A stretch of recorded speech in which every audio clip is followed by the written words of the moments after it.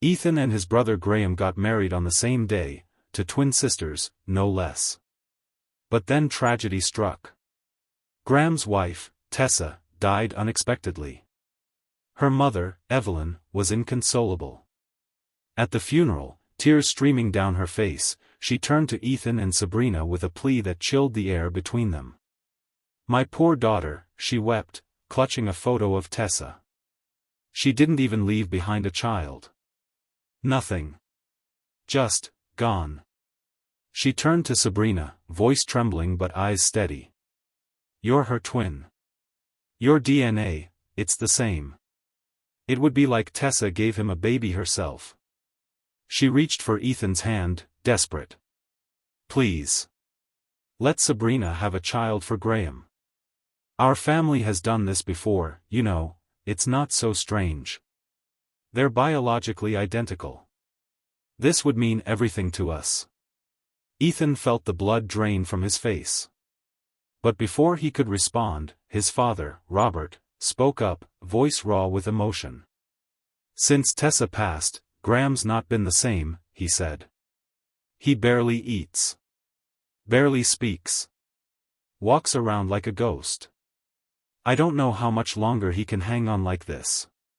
He took a shaky breath. "I'm begging you to. If he had a child, something to hold on to, maybe he'd find a reason to live again. It would help all of us." Linda, Ethan's mother, stood silently nearby, watching him closely. Judging.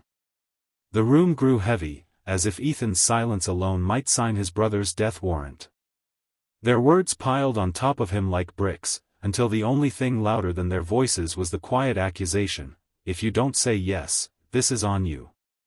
He clenched his jaw, lips pressed tight to keep from speaking. None of this was new. His father had always favored Graham, it was just another unspoken truth in their house, and Ethan had long since stopped fighting it. But what he couldn't ignore, what he would never ignore, was Sabrina. Because Sabrina was the only one who had ever put him first. He had a sister too, Haley. But even with two siblings, Ethan had always been the forgotten one. The quiet son. The one no one noticed unless they needed something. He had lived his whole life without knowing what it felt like to be truly loved. Until he met Sabrina. She was the first person who had ever looked at him like he mattered. When Ethan got sick, his parents barely looked up from their phones before tossing out a half-hearted, "Go see a doctor." But Sabrina? She'd drop everything, meetings, deadlines, obligations, and rush to his side without hesitation. Even if it was just a cold. Even if he told her not to. She'd be there, holding his hand, spooning him soup, pressing a cool cloth to his forehead like it was the only thing in the world that mattered. When they went shopping together, she'd never focus on herself. She watched him instead. And if he paused, even for a second, to glance at something in a store window, he might not say a word, but by the next morning, it would be waiting for him on his nightstand. Ethan had a favorite food from a hole-in-the-wall place across town. The kind of place that always had a line around the block. Didn't matter. Sabrina would wake up before sunrise, slip on a hoodie, and stand in line for hours just to bring it home to him fresh. She didn't have to do any of that. She was born into wealth, old money, real money. The kind of girl who'd never had to wait for anything in her life.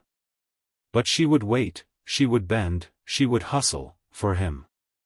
Anything that touched Ethan's world, Sabrina took into her own hands. She didn't delegate, didn't outsource, didn't phone it in. Even their engagement ring, she designed it herself, down to the last curve of the setting and the way the light would catch the diamond when he moved his hand. And on the night he proposed, when he knelt before her, it was Sabrina who looked him dead in the eye and made the vow. "Maybe your parents never truly loved you," she said, her voice steady and full of fire. "But from this moment forward, I promise, I will be the one who does. I see every wound you carry, every crack you try to hide. And I'll never look away. When we're married," she continued, "you will come first. Always. No one will ever take your place in my heart." Before their wedding, no matter what happened, Sabrina always stood by Ethan. And now, in the middle of this nightmare, she stepped forward again, unshaken, unflinching, and positioned herself between him and the family who just asked for the unthinkable. "Stop pressuring him," she said firmly, her voice ringing through the room like a blade against stone. "What you're asking is beyond outrageous. And let me make one thing clear, it's not just Ethan who says no. I say no, too." Then, without warning, she dropped to her knees. Right there, in front of both sets of parents. Her voice softened, but her spine stayed straight. "Tessa died saving my life. I know I owe Graham something. I do. And I'll do anything to repay that debt, anything but betray Ethan. If you ask me for anything else, anything, I'll give it. But I won't carry a child for Graham. I won't do that to Ethan." Evelyn broke down, sobbing so hard she could barely breathe, but Sabrina didn't move. Later that day, Ethan found her at the cemetery, kneeling in front of Tessa's grave. She had been there for hours, motionless, her head bowed in silence. And in that moment, Ethan's eyes blurred with tears. He didn't need anyone else's approval. He didn't need to be the favorite child. Because he had chosen right. Sabrina was, without question, the one person in this world who loved him most. And no one, no tragedy, no family pressure, no ghost of the past, could take that away from them. That night, long after the house had gone quiet and the rest of the world had fallen asleep, Ethan heard something. It started faint, almost like a dream, the sound of heavy, ragged breathing echoing from upstairs. He froze. His first instinct was confusion. Wait, had Graham remarried? But the sounds didn't stop. They came in sharp waves, broken by gasps, the kind of noises no one makes alone. Curiosity, and dread, clawed at Ethan's chest. He grabbed his robe, crept up the stairs without a sound, and stopped just outside Graham's room. The door was slightly ajar. Inside, the room was a mess. Clothes strewn across the floor, sheets tangled, the air thick with sweat and something darker. And there, under the dim flicker of a bedside lamp, Ethan saw Graham, tall, broad-shouldered, moving rhythmically above a woman with pale skin and long, dark hair. His hips drove forward with unrelenting force, the bed creaking with each motion. The woman beneath him was arching into him, moaning softly. Her face was turned to the side, obscured by shadow. But something about her shape, her movements, stirred a sick recognition in Ethan's gut. Then, as if fate itself wanted him to see, the clouds shifted and a streak of moonlight poured in through the window. It illuminated her face. And everything stopped. The woman beneath Graham wasn't a stranger. It was Sabrina. His wife. The same woman who had stood beside him earlier that day, swearing loyalty, love, and defiance to anyone who dared question their bond. That same woman now lay beneath his brother, gasping, writhing, betraying. Earlier that day, Sabrina had refused, publicly and with conviction, to give Graham a child. Her father, Douglas, had flown into a rage. Furious at her disobedience, he'd ordered the staff to lock her in the Hart family chapel overnight, demanding that she reflect in solitude until she came to her senses. Ethan had believed that. In fact, just hours ago, he'd even gone to the chapel himself, pacing its quiet halls, peeking behind its stained glass altar, searching for her. But the place was empty. And now, this. He stared at the scene before him, the bed shaking, the betrayal playing out in real time, and let out a quiet, bitter laugh.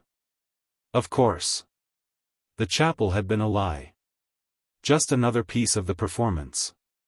The bed creaked through the night, echoing down the hall like the ticking of a slow, cruel clock. Ethan didn't sleep. He didn't move. He just sat in the darkness, wide-eyed, listening to every sound that tore his world apart. By morning, the noises stopped. The house was quiet again.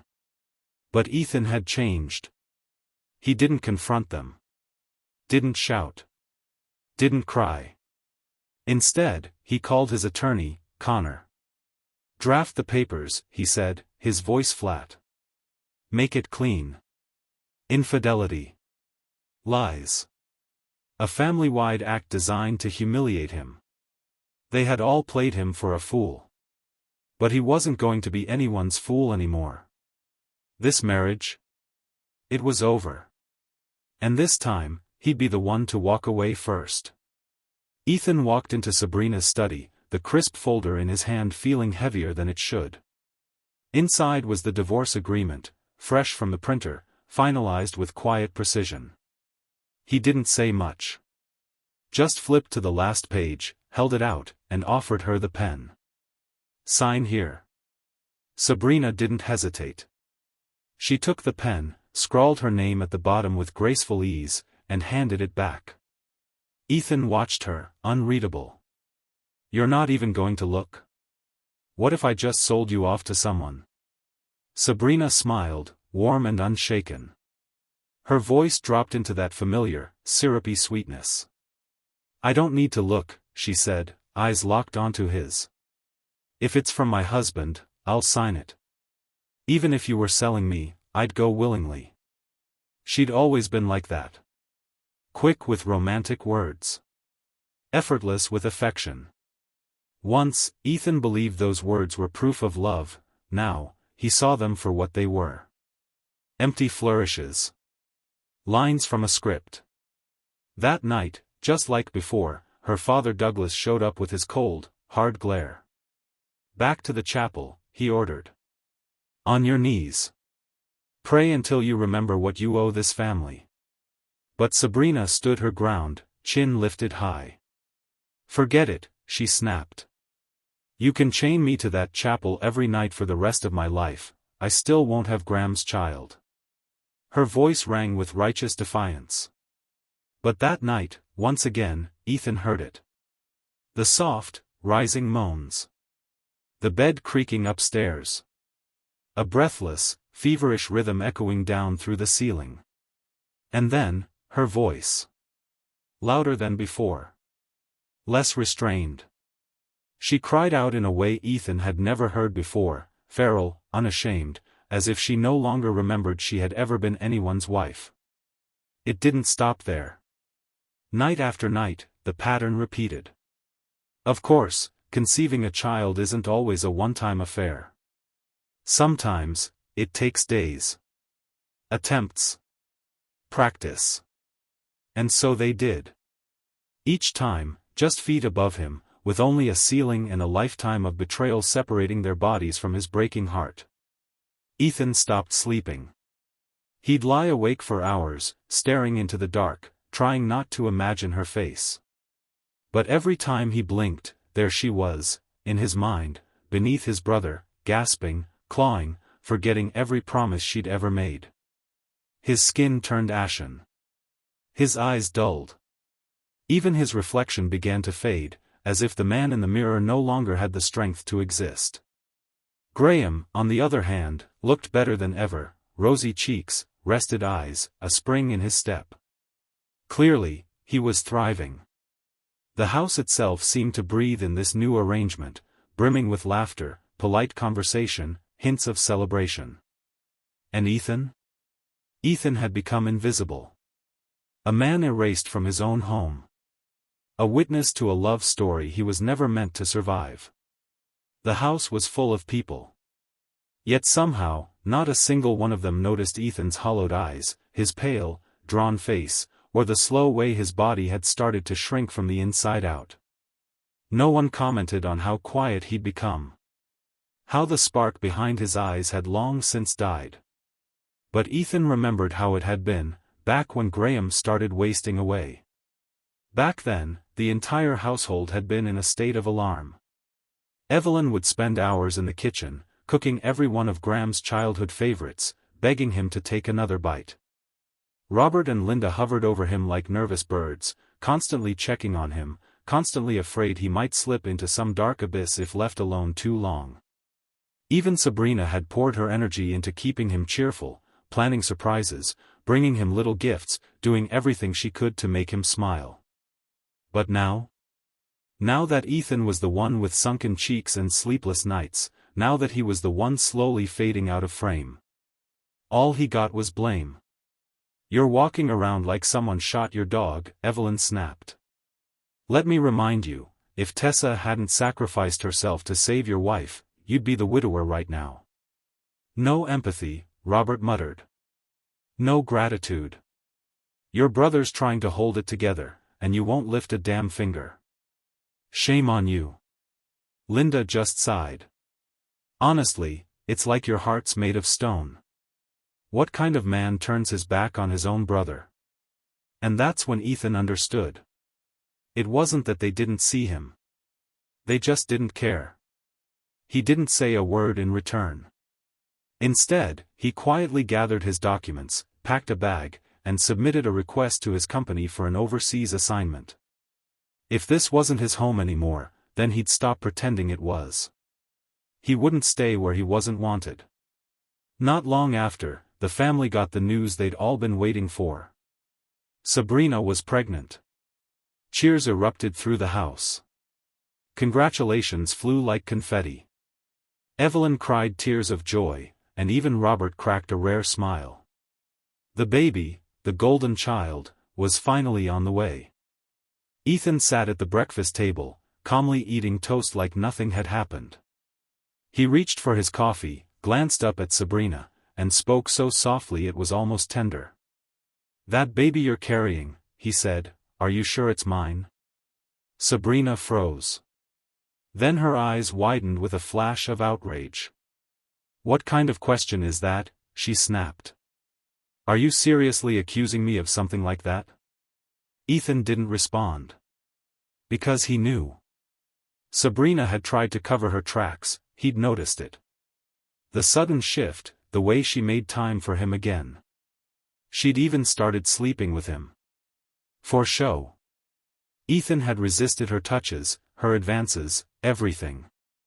He couldn't stand being close to her anymore. But there'd been one night. He'd come home drunk. Wasted, really.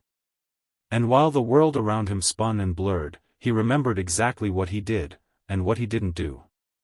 He didn't touch her. He remembered that clearly. And yet, when he woke up the next morning, she was curled beside him, cheeks flushed, eyes twinkling with satisfaction. "You were amazing last night," she whispered, wrapping her arms around him. "So wild. So strong. I forgot how much I missed this." Ethan had said nothing. But inside, something cracked. Because he knew it was all a lie. And this time, he wasn't just being betrayed, he was being framed. "I know I haven't spent much time with you lately," Sabrina said, her voice soft, almost pleading. "But that doesn't mean you get to accuse me like this." She took a shaky breath, then added, "You know why I haven't been sleeping in our bed. Don't act like you don't. I wasn't off with some boy toy, I was kneeling in the Hart family chapel, being punished. And that punishment? That wasn't just for me. That was for you too. I defied my parents for you, Ethan. I stood up to them, for us." Her arms wrapped around him as if that would fix everything. Her face was the very picture of wounded devotion. "People can doubt me. Everyone else can doubt me. But not you. Never you. You're the one person who's supposed to believe me." She blinked back a tear. "I love you. You're the only man I've ever loved." She clung to him like she was begging him not to let go. Ethan didn't say a word. He didn't even flinch. He just lifted the bowl to his lips and calmly sipped his porridge. Seeing him so unmoved, Sabrina exhaled and shifted tactics. "I wasn't going to tell you this," she said slowly, "but you're getting all worked up, thinking things that aren't true. So maybe I should just say it. Douglas arranged for Graham to be with someone else. One of Tessa's closest friends, actually." She leaned in and dropped her voice, as if confessing state secrets. "The elders just want a baby, that's all. But it's being handled now, quietly. Just between us, okay? Don't tell anyone. She smiled faintly. So now you don't have to worry. Graham has someone else. No one's expecting me to do anything anymore. She reached for his hand and placed it gently over her belly. I'm pregnant now. All that matters is our baby. I just need you to promise me one thing. Her eyes sparkled with forced tenderness. Love this child with your whole heart, Ethan. With your life. Promise me that. Ethan nearly laughed. Not because it was funny. But because the sheer audacity of it all was so insane, so insulting, it made his chest ache with disbelief. They really thought he was this stupid. They'd staged an entire drama behind his back, played him like a fool, and now they wanted him to raise someone else's child as his own. His hands trembled under the table, though his face remained expressionless. That night, for the first time since the pregnancy news, Douglas didn't force Sabrina back into the chapel. And Sabrina, strangely, didn't head upstairs to Graham's room. Instead, she returned to Ethan's. For a moment, he wondered if she'd stay. But she had barely set foot in the room when Evelyn's voice came shouting from the hallway. Graham's not feeling well. Sabrina, come quick and check on him. Sabrina froze. For a second, real hesitation flickered across her face. She looked at Ethan, looked at him like she might stay. Then she stood. I'll just check on him real quick, she said, already halfway to the door. You know how fragile he is. He can't manage on his own. Ethan said nothing. He didn't stop her. Didn't ask her to stay. He was long past asking. Later that night, it started again. The sounds from upstairs. Soft, secretive moans. The same rhythm, the same betrayal, playing out like clockwork. Only now, she was pregnant. And they were still doing this. Ethan had thought he couldn't be hurt any more than he already had been. But when he turned onto his side, face pressed to the pillow, the tears came anyway. Silent. Hot. Endless. And this time, they didn't stop. It was nearly dawn when Sabrina finally came back. She slipped into the bedroom and wrapped her arms around Ethan from behind, her voice low and laced with fake exhaustion. I'm wiped, she murmured against his shoulder. Don't overthink it, okay? Graham had stomach pains. I was massaging his abdomen all night. That's all we did. Nothing happened. The scent hit Ethan before her words even landed, rich, musky, unmistakable. Graham's cologne. Still clinging to her clothes. Still fresh. The nausea rose in his throat like bile. He pulled away from her touch immediately. Why don't you just stay in Graham's room from now on, he said coldly, not bothering to hide the disgust in his voice. He lost his wife. He needs someone. I don't. Sabrina froze. Then her expression hardened into fury. Excuse me, she snapped. Tessa died saving me. Graham's not doing well, and I'm just trying to help. What's so wrong with that? Her eyes narrowed, voice sharpening like broken glass. You actually think something's going on between me and him? She scoffed. Fine. If that's what you believe, then I won't lift a damn finger to help him again. I'll avoid him.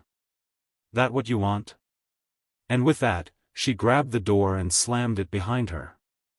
For the next few days, she kept her word, at least on the surface.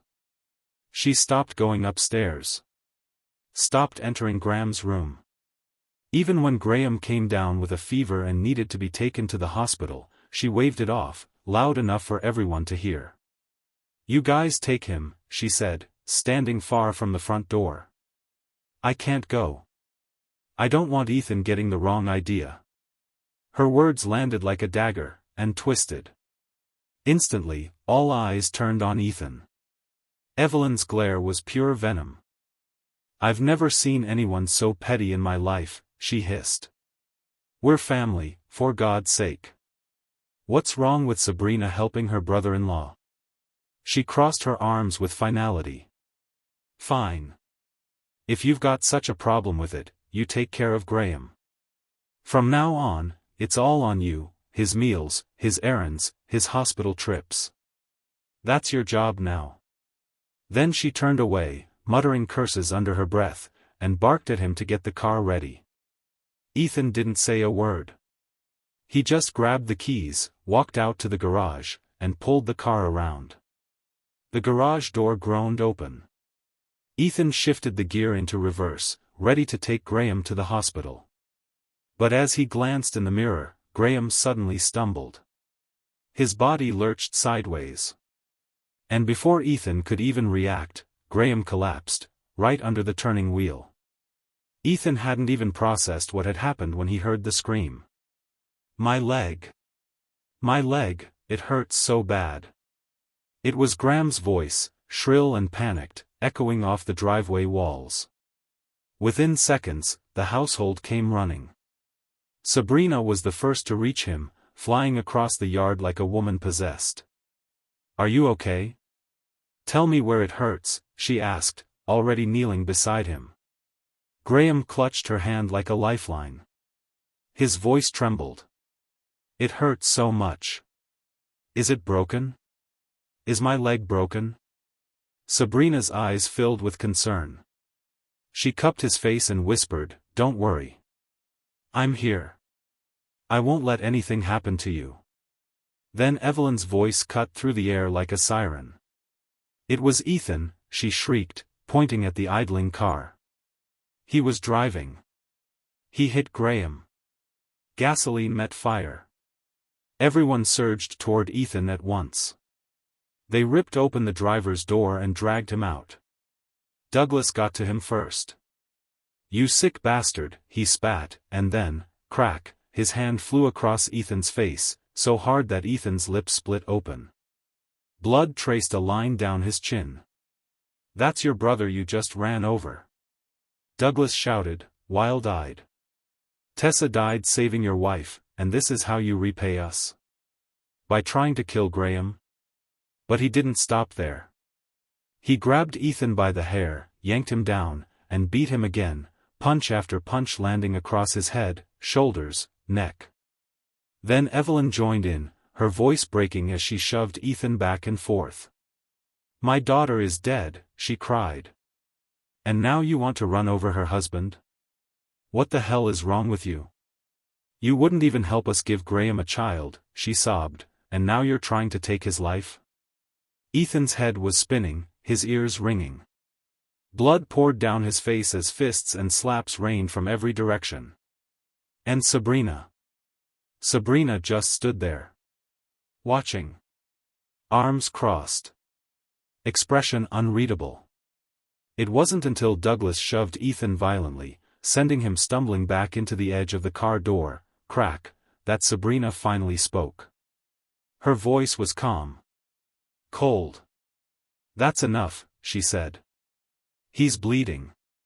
Stop hitting him." She glanced at Graham, who still lay on the ground, dramatically clutching his leg. "Graham's hurt. The priority right now is getting him to the hospital."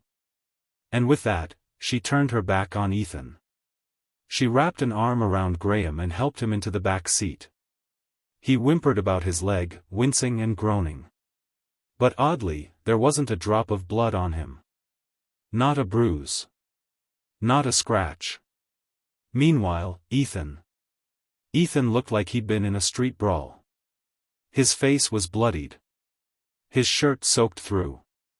Sabrina didn't spare him a single glance. She slammed the driver's door and pulled out of the driveway, ferrying Graham away like he was the only man who mattered. Ethan sank to the pavement. Slumped against the garage door. He didn't cry. He couldn't. His body had gone numb, and somewhere deep inside, something turned to ice. Eventually, he dragged himself to his feet. And alone, bloodied, he made his own way to the hospital. Ethan needed 5 stitches in his scalp. His face was swollen, distorted beyond recognition, and his body was covered in bruises so dark and wide it looked like he'd been thrown down a flight of stairs. Finger-shaped welts ringed his arms and neck, purple and red, some already starting to yellow. There wasn't a patch of skin left untouched. The young nurse tending to him paused as she dabbed ointment onto a particularly deep gash near his collarbone. She hesitated, then finally whispered, "Did your wife do this to you?" She looked around cautiously. "Do you want me to call the police?" Ethan gave her a tired smile. One of those hollow ones, the kind that doesn't reach the eyes. "I'm fine," he said softly, shaking his head. Because technically, it wasn't just his wife who did this to him. It was all of them. His entire family. Just then, the hallway stirred. Sabrina emerged from another room, arm delicately looped around Graham's, practically shielding him as they walked. Behind them trailed the doctor, clipboard in hand. "Good news," the doctor said, glancing at the file. "Your husband's fine. Just a minor abrasion. A little rest, some topical meds, and he'll be back on his feet in no time." Sabrina nodded quickly, smiling with gratitude. "Thank you, doctor. I'll take good care of him." She didn't correct the man. Didn't say Graham wasn't her husband. Didn't even blink. After the doctor walked away, Sabrina helped Graham toward the elevator like he was the most fragile thing on earth. Graham chuckled. "You know, like this, we look just like newlyweds." Sabrina laughed too. "We do, don't we? Especially now that I'm pregnant." At that, Graham's eyes gleamed with pride. "Knocked you up right after the wedding," he said, puffing his chest. "Guess I've still got it." Sabrina flushed, then playfully punched his shoulder. "You're terrible." Graham caught her hand and brought it to his lips. "Come on, you know I'm not wrong," he teased. "Who was the one begging me to stop last night?" She shrieked in mock outrage, smacking his arm again as they laughed their way down the hallway, loud and unashamed, as if no one else existed. Ethan turned away. He couldn't watch anymore. Then came the nurse again, standing nearby. She gasped softly. "Oh my God, are you crying?" She rushed to grab tissues from the counter. "Is it the pain? I'll go get some stronger meds, hang on." Ethan blinked, only now realizing his face was soaked. Tears had fallen silently, unnoticed even by him. A man his size, his age, crying like a child in a sterile hospital room. He wiped his face with the back of his hand and forced a crooked smile. "Yeah," he said. "Guess the pain got to me." She nodded sympathetically and stepped out. But Ethan wasn't talking about the bruises. Those would fade. The cuts would heal.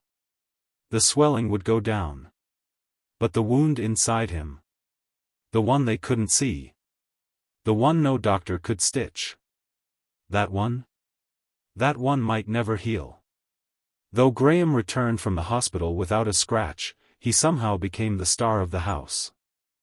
The entire family tiptoed around him, fussing and doting like he were made of glass. And Sabrina? Sabrina treated him like royalty. Whatever Graham wanted, she got. No matter how trivial, no matter how late. If he woke up at 2 in the morning craving a specific drink, Sabrina would get dressed and go find it. Ethan watched all this unfold in silence. And whenever he so much as raised an eyebrow, Sabrina had an explanation, always righteous, always rehearsed. "You still don't get it, do you?" she would say. "The reason I treat Graham this way, it's because of you." Her tone would grow heavy, like she carried the moral weight of the world. "I'm trying to atone. Tessa died saving me, and that means we owe Graham everything. And now, on top of that, you ran him over. Or do you not remember that?" She never stopped there. "I didn't defend you that day," she continued, "because I didn't want the whole family turning on you. I've been doing everything I can to make things right. You could at least stop being so petty about Graham. Ethan just looked at her. Then smiled. A small, calm smile. He nodded slowly. Don't worry, he said softly. I won't stir up trouble anymore. And he meant it. He wouldn't yell. He wouldn't fight. And he sure as hell wouldn't shed another tear for her. Sabrina's face lit up. She threw her arms around him like a woman receiving a second chance. Oh, thank God, she whispered into his ear.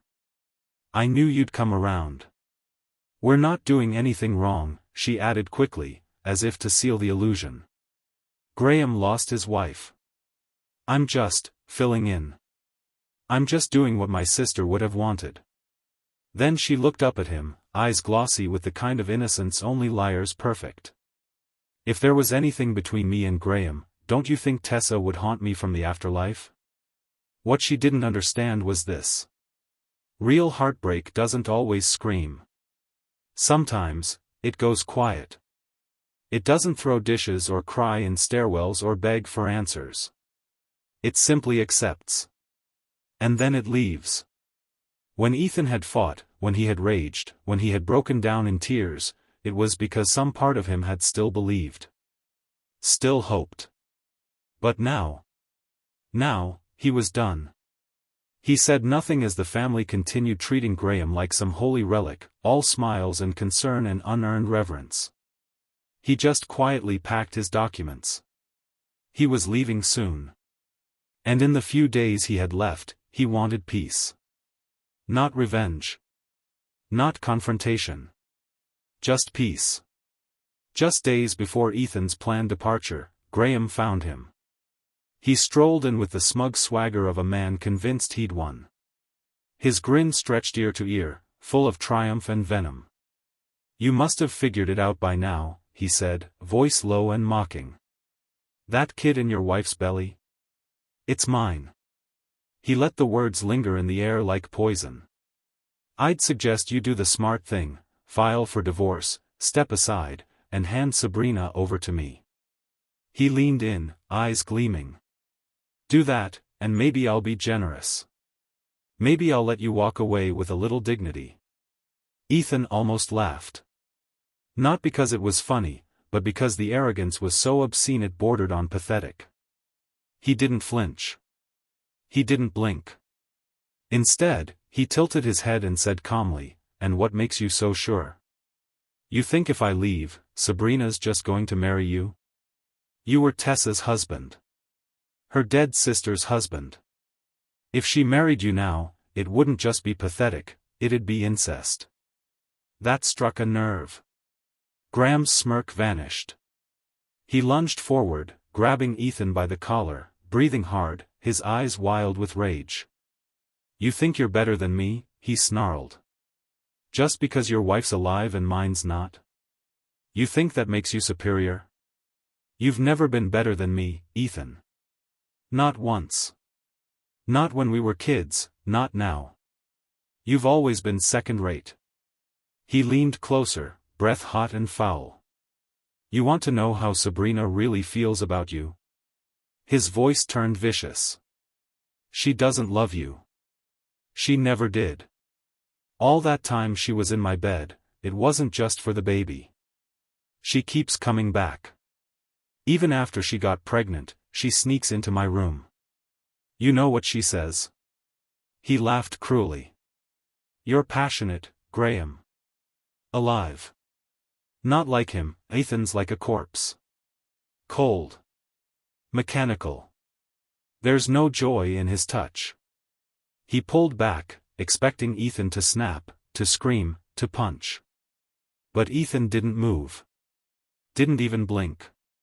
He just replied, voice steady and expression unreadable. You must be amazing in bed, Graham. But funny thing, he raised his eyes just slightly. For someone so unforgettable, none of those women ever wanted to marry you. The words landed like a slap.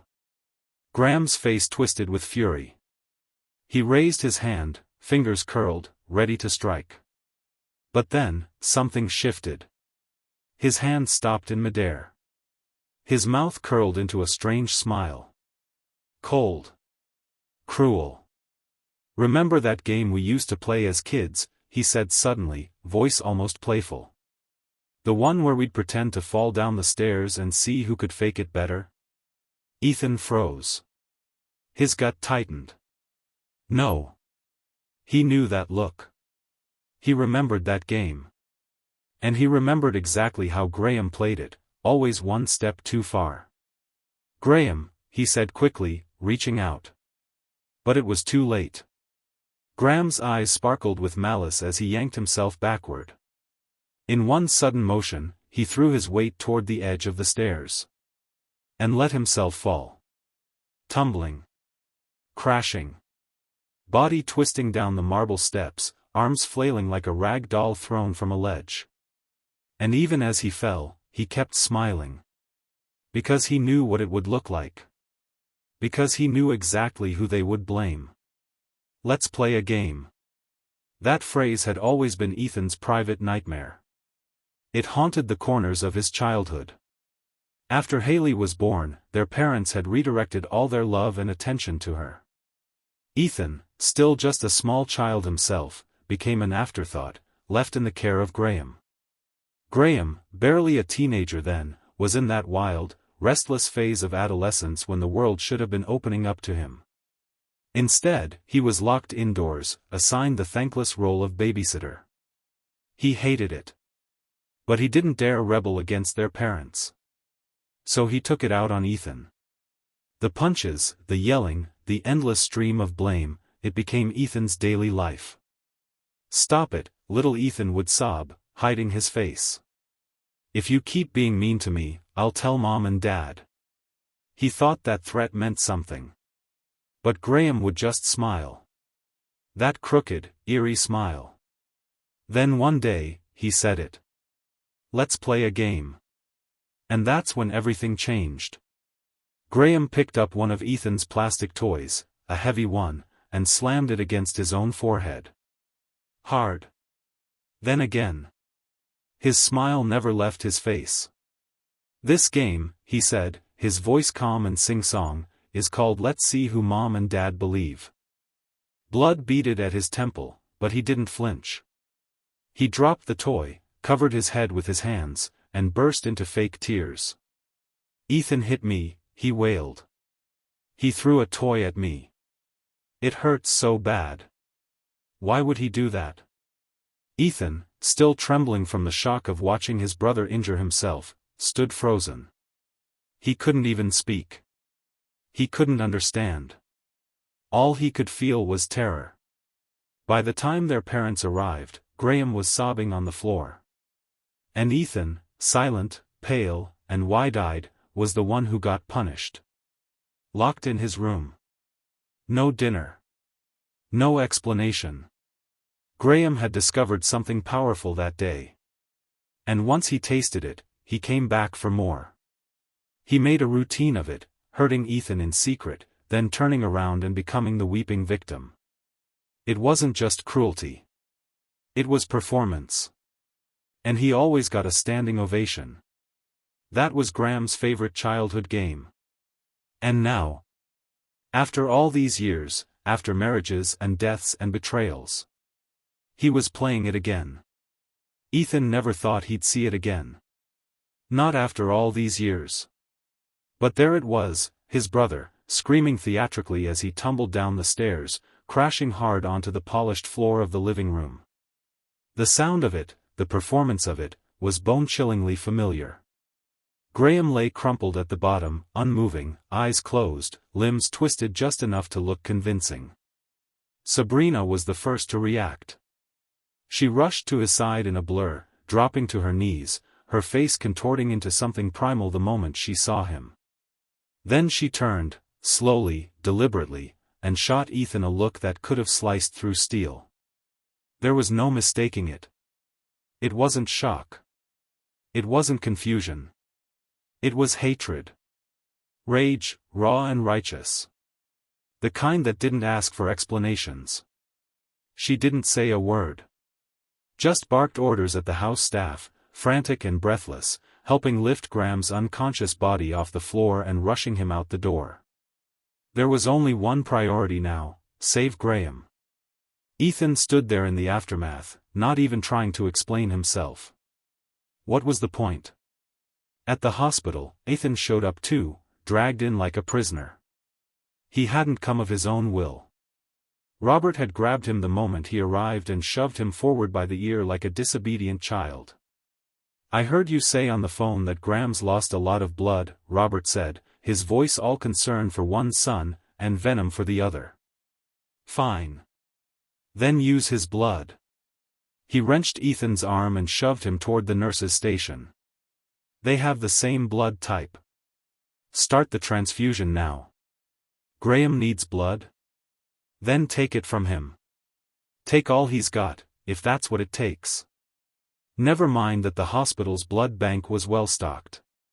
That wasn't the point." Robert didn't want a solution, he wanted retribution. Ethan was going to bleed for this. But Robert wasn't in charge. Not really. Everyone looked to the same place for a final verdict. Sabrina. She stood in the corridor outside Graham's room, still in the clothes she'd worn during the fall, her expression carefully composed, but her eyes red with fury. She turned to Ethan, and for a moment, there was something almost soft in her gaze.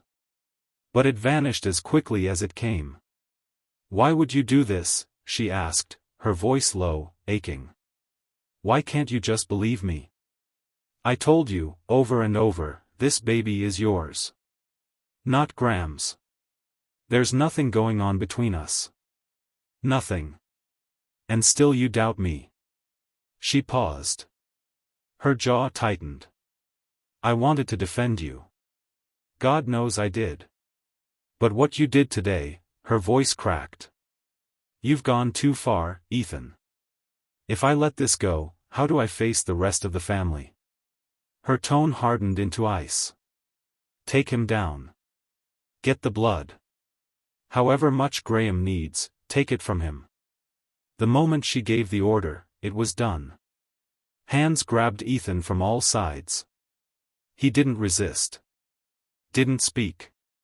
He let them drag him down the hall like a condemned man headed to execution. He fought against the hands dragging him forward, his voice cracking as he screamed. "It wasn't me. I didn't push him. He threw himself."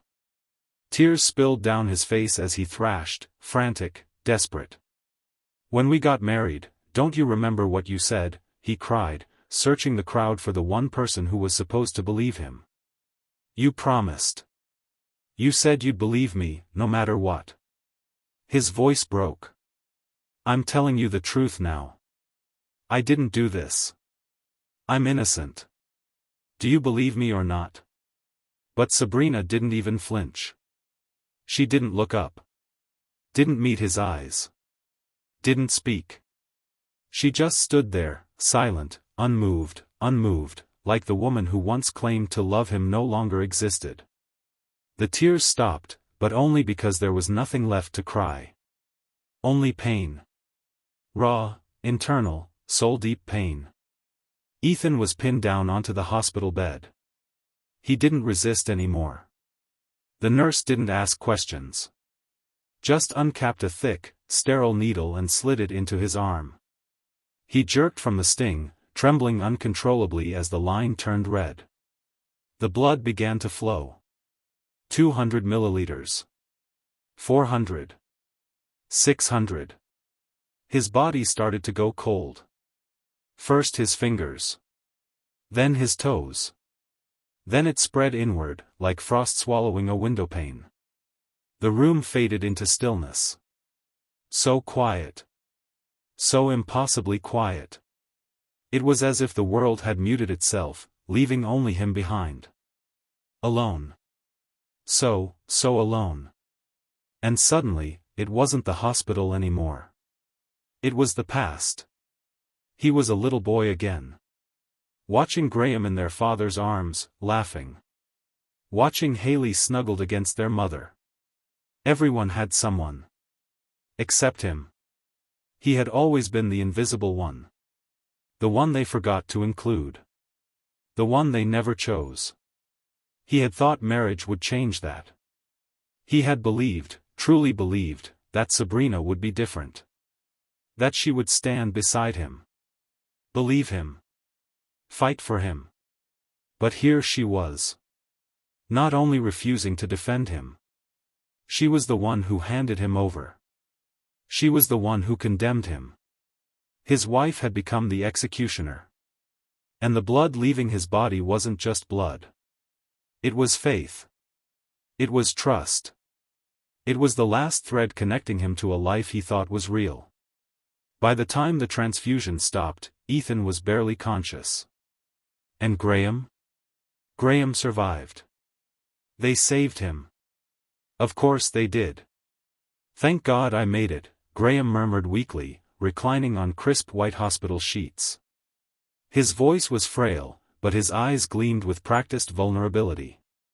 If I hadn't survived, the thought of leaving you and the baby alone in this world, he trailed off with a pained sigh. I wouldn't be able to rest. He reached for her hand. How's the baby? Have you been taking care of yourself these past few days? For a moment, Sabrina looked shaken. Her fingers hesitated in his grasp. Then, slowly, deliberately, she pulled away. You're mistaken, she said softly. It's not our child. Graham blinked. Confused. Stunned. What are you talking about? He asked, voice tightening. Don't take it the wrong way, Sabrina said gently, but firmly. You're a very attractive man. But I could never do that to Tessa. Graham stared at her, speechless. And more than that, she added, my heart belongs to Ethan. I love him. I'm not leaving him. I never planned to. She paused, sighing as if the weight of her noble intentions pressed down on her. Has Ethan made mistakes? Yes. He's been irrational. Unhinged, even. But I understand now, it's because he loves me too much. A flicker of pride crossed her face. He probably found out about us, about what we were doing, and he just couldn't handle it. The jealousy made him snap. She laughed, quietly, but with a sparkle in her eye. As if Ethan's spiraling pain somehow proved her worth. You and I had a clear agreement, Graham. We weren't in love. This was about having a child, nothing more. We both said that, remember? She looked at him, steady and unapologetic. So when this baby is born, I want you to think of it as Tessa's child, not mine. Not ours. Her voice grew solemn. I'll transfer all my assets to you and the baby. Everything. And Ethan and I will move out. I want to make sure there's no reason for Ethan to lash out at you again. Ethan had just turned the corner of the hospital corridor when he heard her voice. He wasn't even trying to eavesdrop, but her words rang clear through the cracked door of Graham's room. He stood frozen. He heard every word. And slowly, something inside him broke for the last time. She would give away everything to Graham. Her wealth. Her child. Her loyalty. And she'd explain away Ethan's suffering as jealous love. As if that excused it all. She hadn't defended him. She hadn't believed him. And now she was handing him his final humiliation, wrapped in virtue, tied with a bow. Ethan smiled. Not out of joy. Not even sadness. Just the cold, numb smile of a man who had finally run out of anything left to lose. How noble. How selfless. How convenient. She gave her fortune to Graham. And gave him her leftover affection, dressed up like forgiveness. He turned away. Didn't knock. Didn't speak. Didn't wait. He just walked. Down the corridor, past the nurses, past the rooms, past everything that had once made up the shape of his life. He didn't look back. Keep your noble love, Sabrina, he thought. I'm done with it. Done with you. And for the first time in a long time, he didn't feel pain. Just freedom. Back home, Ethan didn't waste time. He walked through the front door like a stranger returning to a place he no longer belonged. Then he began to pack. Room by room. He moved quickly, methodically, until he reached the boxes, the keepsakes, the memories. Over the years, Sabrina had given him dozens of gifts, some lavish, some simple, all of them treasured. The first bouquet of roses she ever gave him? He dried them and pressed them into a handmade bookmark. Their first movie date? He still had the ticket stub, carefully glued into the pages of a leather-bound journal, along with notes and photos, all documenting the life he thought they were building together. The shelves were lined with these artifacts. Little monuments to love. To a love he thought was real. He used to treat these things like sacred relics. No one else could touch them, not even to dust. But now? He didn't even flinch. One by one, he gathered them up. Tossed them all into a pile in the backyard. Then he lit a match. The fire caught fast. Crackling. Hissing. Devouring every trace of the life he was leaving behind. In the far corner of the yard stood a peach tree. He and Sabrina had planted it on their wedding day. She'd smiled that morning, dirt on her hands, and said, "May our love grow as strong and sweet as this tree." It had blossomed beautifully every spring since. Ethan stared at it for a moment. Then he picked up the axe. And swung. One blow. Then another. Until the trunk gave way and the tree collapsed into the flames. When there was nothing left to burn, he returned inside. He walked into the bedroom, opened the drawer, and took out the divorce papers he'd already prepared. He placed them neatly on the vanity. Then paused. He reached for a pen.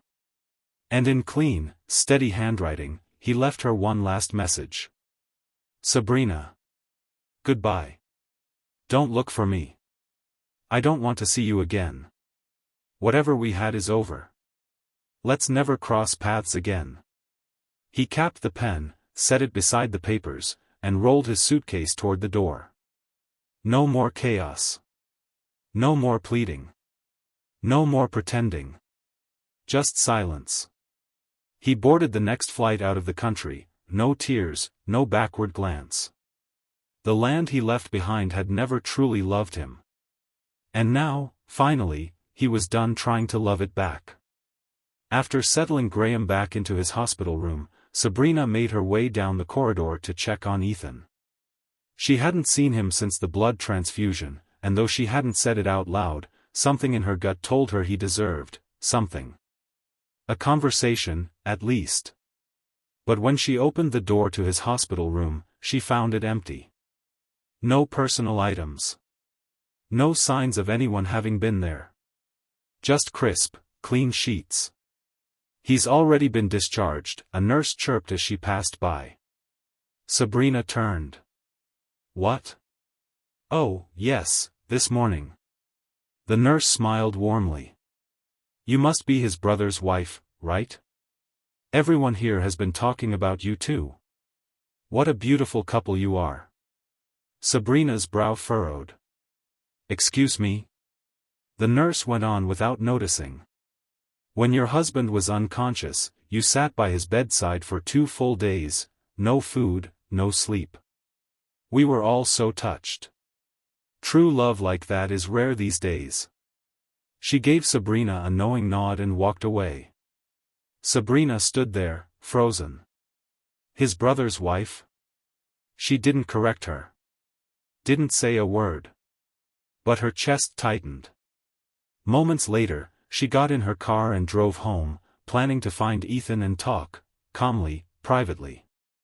She still had things to explain. Things to clarify. But when she stepped inside, the silence hit her like a wall. The house felt wrong. Too clean.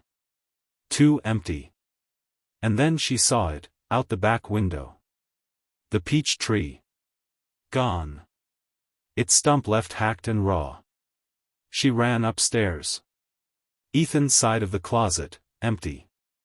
His desk, cleared. The bedroom, hollowed out. And on the vanity, laid out like a final verdict, was a manila folder. The divorce agreement. And beside it, a handwritten note. She picked up the letter first. Sabrina. Goodbye. Don't look for me. I don't want to see you again. Whatever we had is over. Let's never cross paths again. Sabrina's hands trembled. She dropped the note and grabbed the papers. Her eyes scanned the document, line by line, until they landed on the final page. Her signature was already there. Neat. Clean. Undeniable. What? She stared, confused. When did I sign this? And then it hit her. A few days ago. Ethan had come to her with a file, asking her to sign. Calm. Distant. She hadn't looked.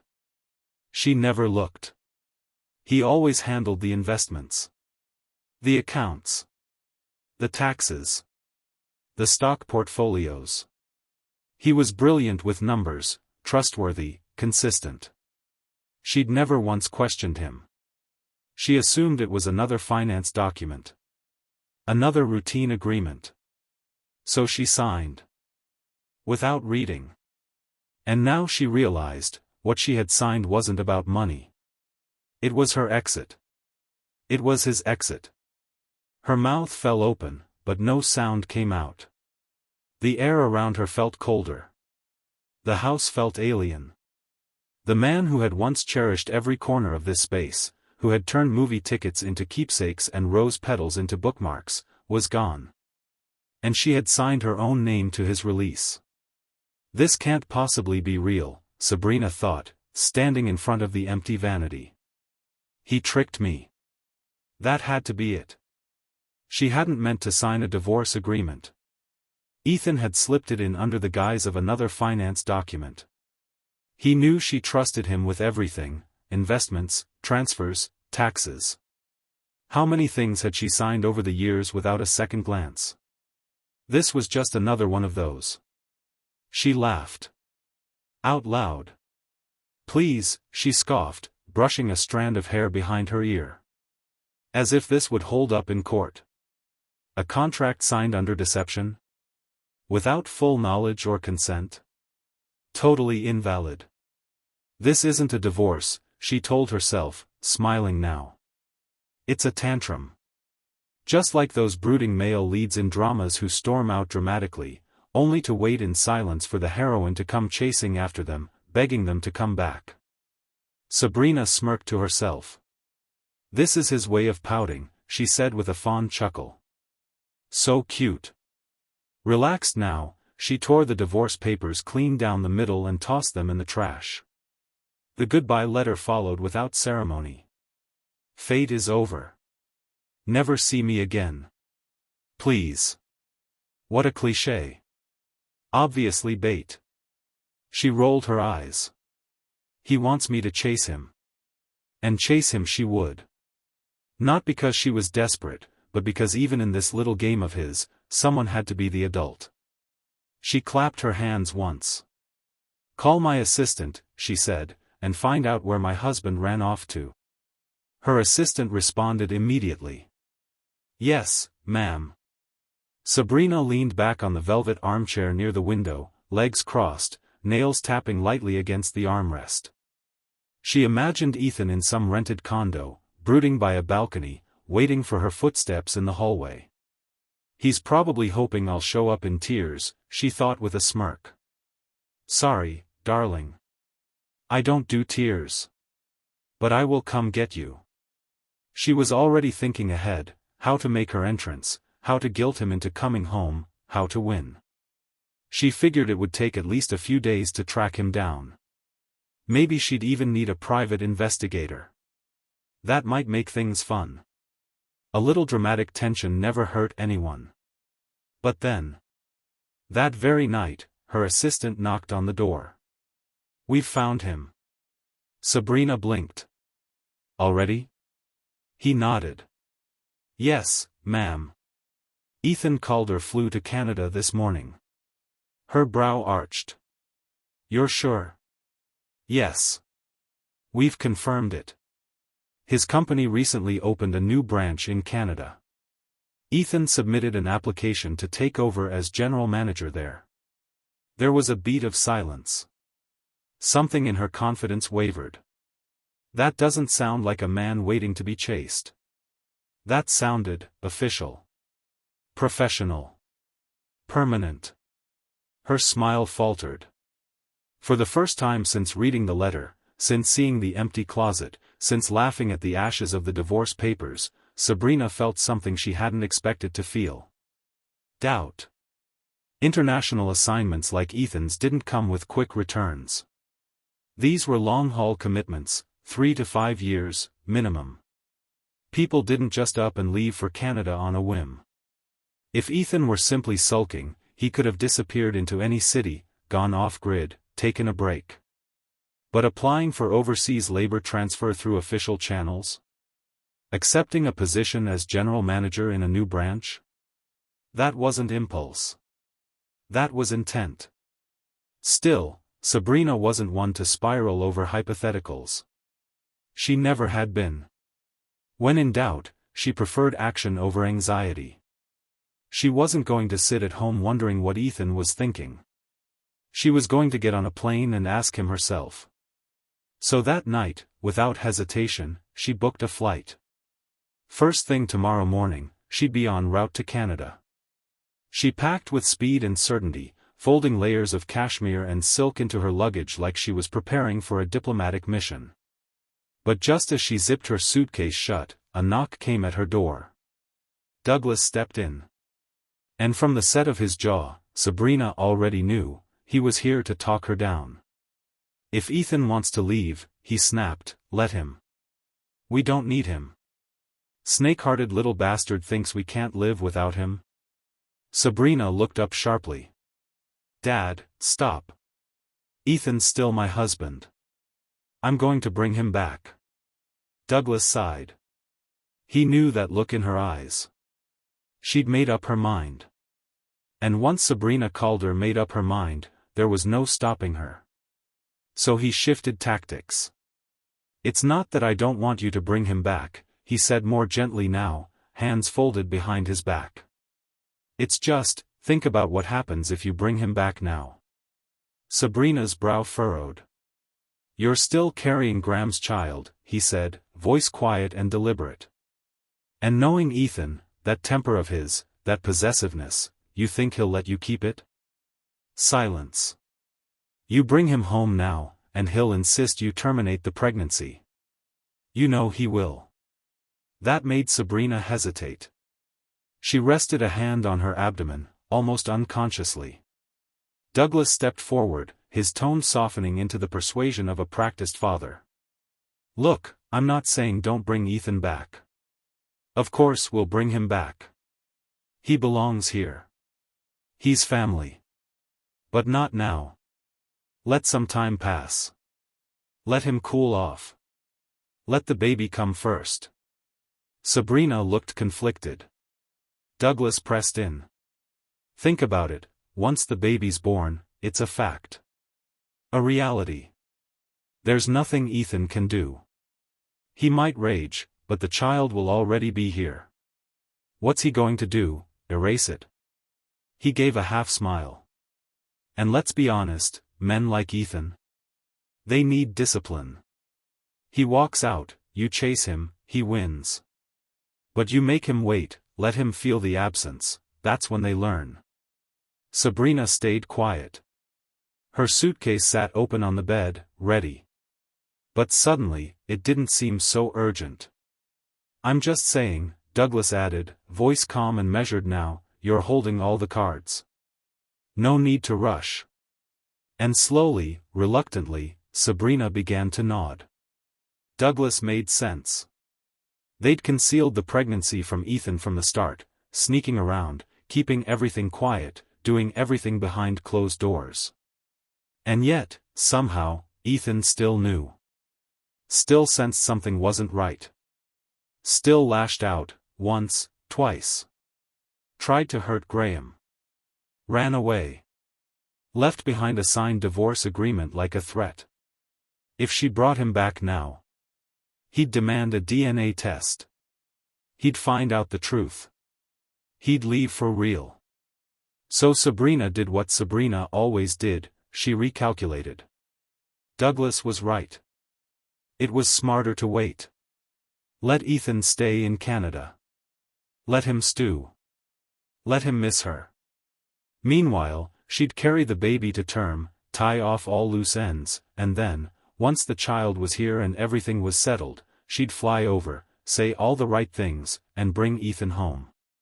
She already had the story worked out. She'd look him in the eyes and say, "The baby isn't mine, it's Graham's, with Tessa's best friend. Remember? The family arrangement. I was just helping care for them. And our baby," she'd add, voice trembling. "Gone. You left. I was under so much stress. I had an accident. I lost it." Tears would come easily. She could cry on cue. It would wreck him. Make him feel guilty. Make him beg her to forgive him. A perfect reversal. So she stayed behind. She let Ethan cool off abroad. And back home, she grew larger, slower. More tired. But still shared a bed with Graham. Still came to him nightly, murmuring secrets, pressing skin to skin while her stomach grew heavy with his child. She called it survival. He called it love. By the time the baby was born, it was a healthy boy. Sabrina rested. Recovered. Healed her body. And once she felt ready, once her figure began to return and her skin glowed again, she bought her ticket. A first-class flight to Canada. Mission, retrieval.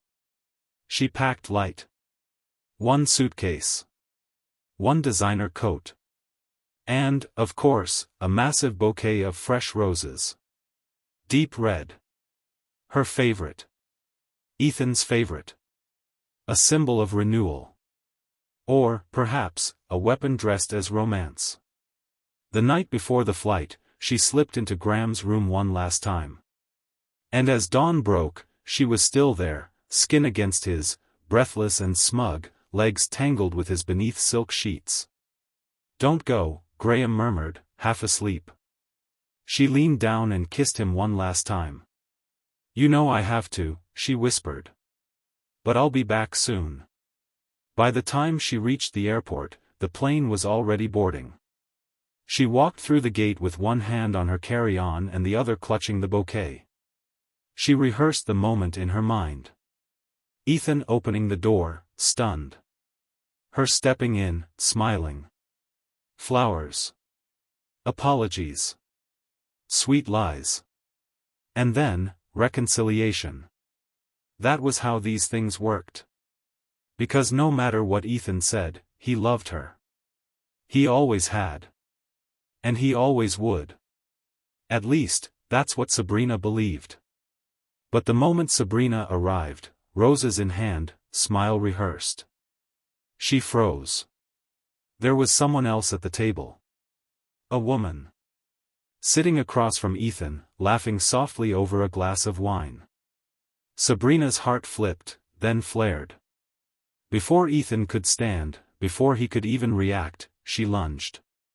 She grabbed him by the collar, roses scattering to the floor, and hissed, loud enough for the whole restaurant to hear. "Who is she? We've only been apart for a few months, and you're already dating someone else? You still call yourself my husband?" The room went still. Forks paused mid-air. Ethan stared at her, half in disbelief, half in disgust. "My what?" he said, lips curling into a bitter smile. "Husband? Sabrina, we're divorced. Whatever this is, it's not a marriage anymore." The words sliced through her like knives. She straightened her back, dropped his collar, and forced a calm she didn't feel. "Don't be ridiculous," she snapped. "That divorce agreement was a trick, you lied to me to get my signature. That makes it invalid. But Ethan didn't even flinch. You think it doesn't count just because you feel that way, he said coldly. You don't get to decide that, Sabrina. The court does. He reached into his bag, pulled out a sealed envelope, and laid it gently on the table. Here's my copy of the divorce certificate, he said. Signed, sealed, and delivered. My lawyer mailed yours to your estate weeks ago. Didn't get it? Sabrina stared at the paper like it was written in a foreign language. Like the word divorced wasn't something that could apply to her. Like she hadn't already thrown away the only letter that mattered. I never received any divorce certificate. Sabrina protested. Her voice was sharp now, defensive. What if that's a fake? Are you trying to trick me with a forged document, Ethan? Before he could respond, she steamrolled forward, tone shifting to coaxing, like trying to calm a moody child. Okay, Ethan, enough of this, she said, waving one manicured hand as if to erase the tension. I know you're upset. Furious, even, so much so that you're talking about divorce. But marriage isn't some game you quit just because you're angry. I get it now, she went on. I neglected you. I didn't mean to, but I did. But please, don't twist what happened between me and Graham. There's nothing romantic going on, I was only trying to take care of him for Tessa. Tessa died saving me, Ethan. I owe her everything. I can never repay that debt, not in this lifetime. The least I can do is take care of her brother. It's not love, it's gratitude. That same old speech. The same tired performance.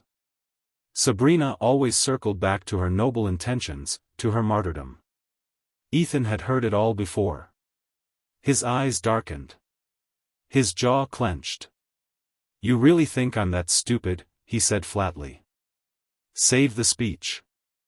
I know exactly what you've been doing with Graham behind my back. The words landed like a slap. Sabrina flinched, color draining from her cheeks. But still, she held her ground.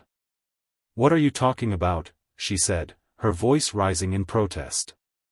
That's a disgusting accusation. You made it all up. None of it's true. Her eyes were wide, frantic now. You always think the worst of people. You see filth where there's nothing but kindness. I swear to you, Ethan, I swear, I never crossed that line with Graham. We're innocent. Ethan didn't say a word. He didn't need to. Instead, he reached into his coat pocket and pulled out a small device. A voice recorder. He pressed play. And instantly, the sound of Graham's voice oozed into the air like oil in water. Oh, Sabrina, you're amazing. I love this so much. The sultry, breathless moans made the room spin. Sabrina's face went sheet white. Her lips parted, but no sound came out. She opened her mouth, scrambling for an excuse. That wasn't me, Graham was just yelling random things, she began, clutching at straws. He could have been with any woman.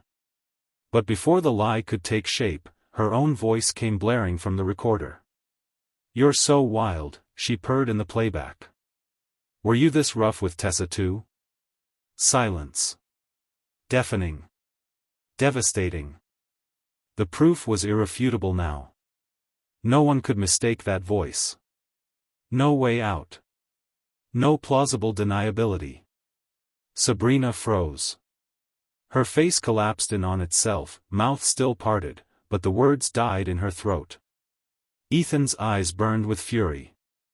His voice was cold, clear, and sharp enough to draw blood. I knew you'd deny it, he said. That's why I recorded everything. He held up the recorder like a weapon, his disgust radiating. And not just audio, I have video, too. Want to see it? I can play it for you right now. At first, he'd made the recordings in secret, fearing Sabrina would fight the divorce. He had planned to use them only as leverage, if things got ugly. But thanks to his lawyer, everything had gone smoothly. The recordings were never needed, until now. Now, they were justice. You didn't just cheat on me, Ethan continued, his voice shaking with suppressed rage. You lied. You manipulated. And you turned everyone around me into accomplices. His breath hitched. His eyes glistened, but he didn't blink. You all knew that baby wasn't mine. You, Graham, even Douglas, every last one of you. They called me paranoid. Selfish. Delusional. His fists trembled. They said I was heartless, because I refused to pretend.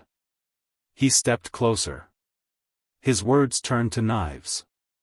This wasn't just lying. It wasn't just adultery. What you did was cruelty. You gaslit me. You isolated me. You bullied me. Your whole family bullied me. And the worst part wasn't even the betrayal. It wasn't enough to cheat. You beat me. You framed me. His voice cracked. When Graham threw himself in front of that car, you had people beat me bloody in the street. When he faked that fall down the stairs, you ordered your men to hold me down and force me to give blood. Ethan's hands balled into fists. Do you even know how much blood they took? He asked, eyes blazing. A liter. 1,000 milliliters. A healthy adult man is only allowed to donate 400.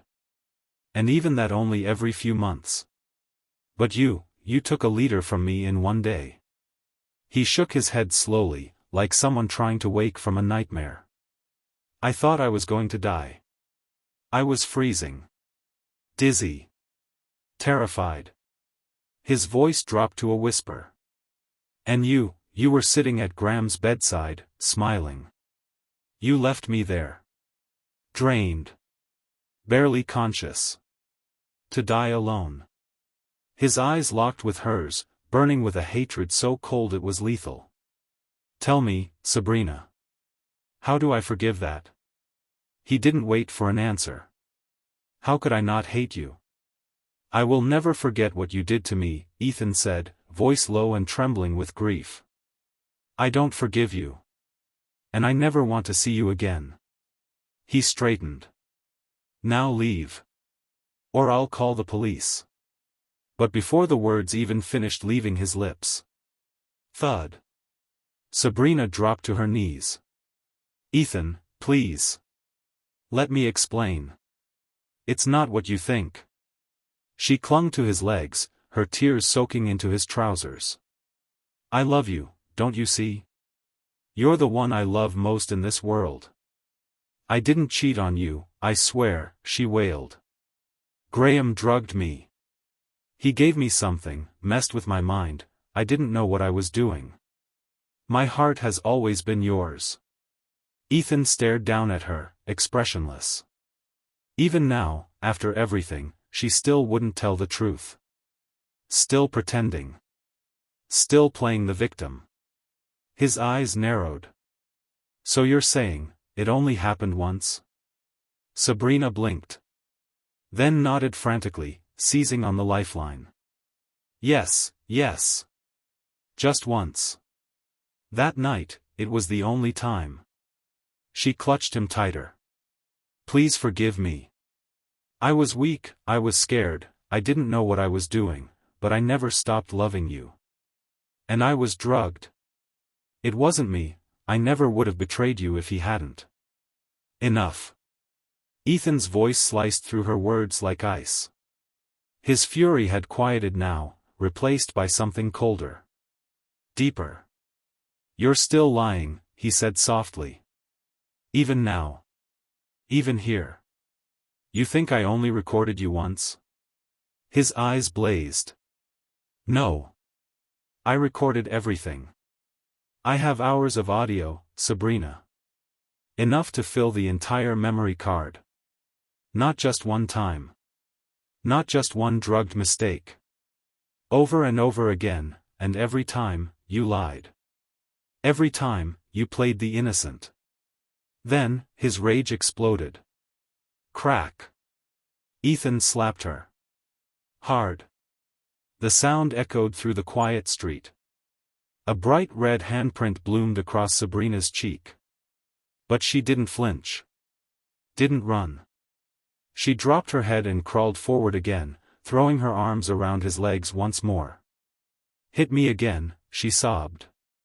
If that'll make you forgive me, hit me as much as you want. I won't fight. I won't blame you. Just, please, don't leave me. She clung to him like a drowning woman, her mascara streaking down her face, her cries turning raw and desperate. But Ethan didn't move.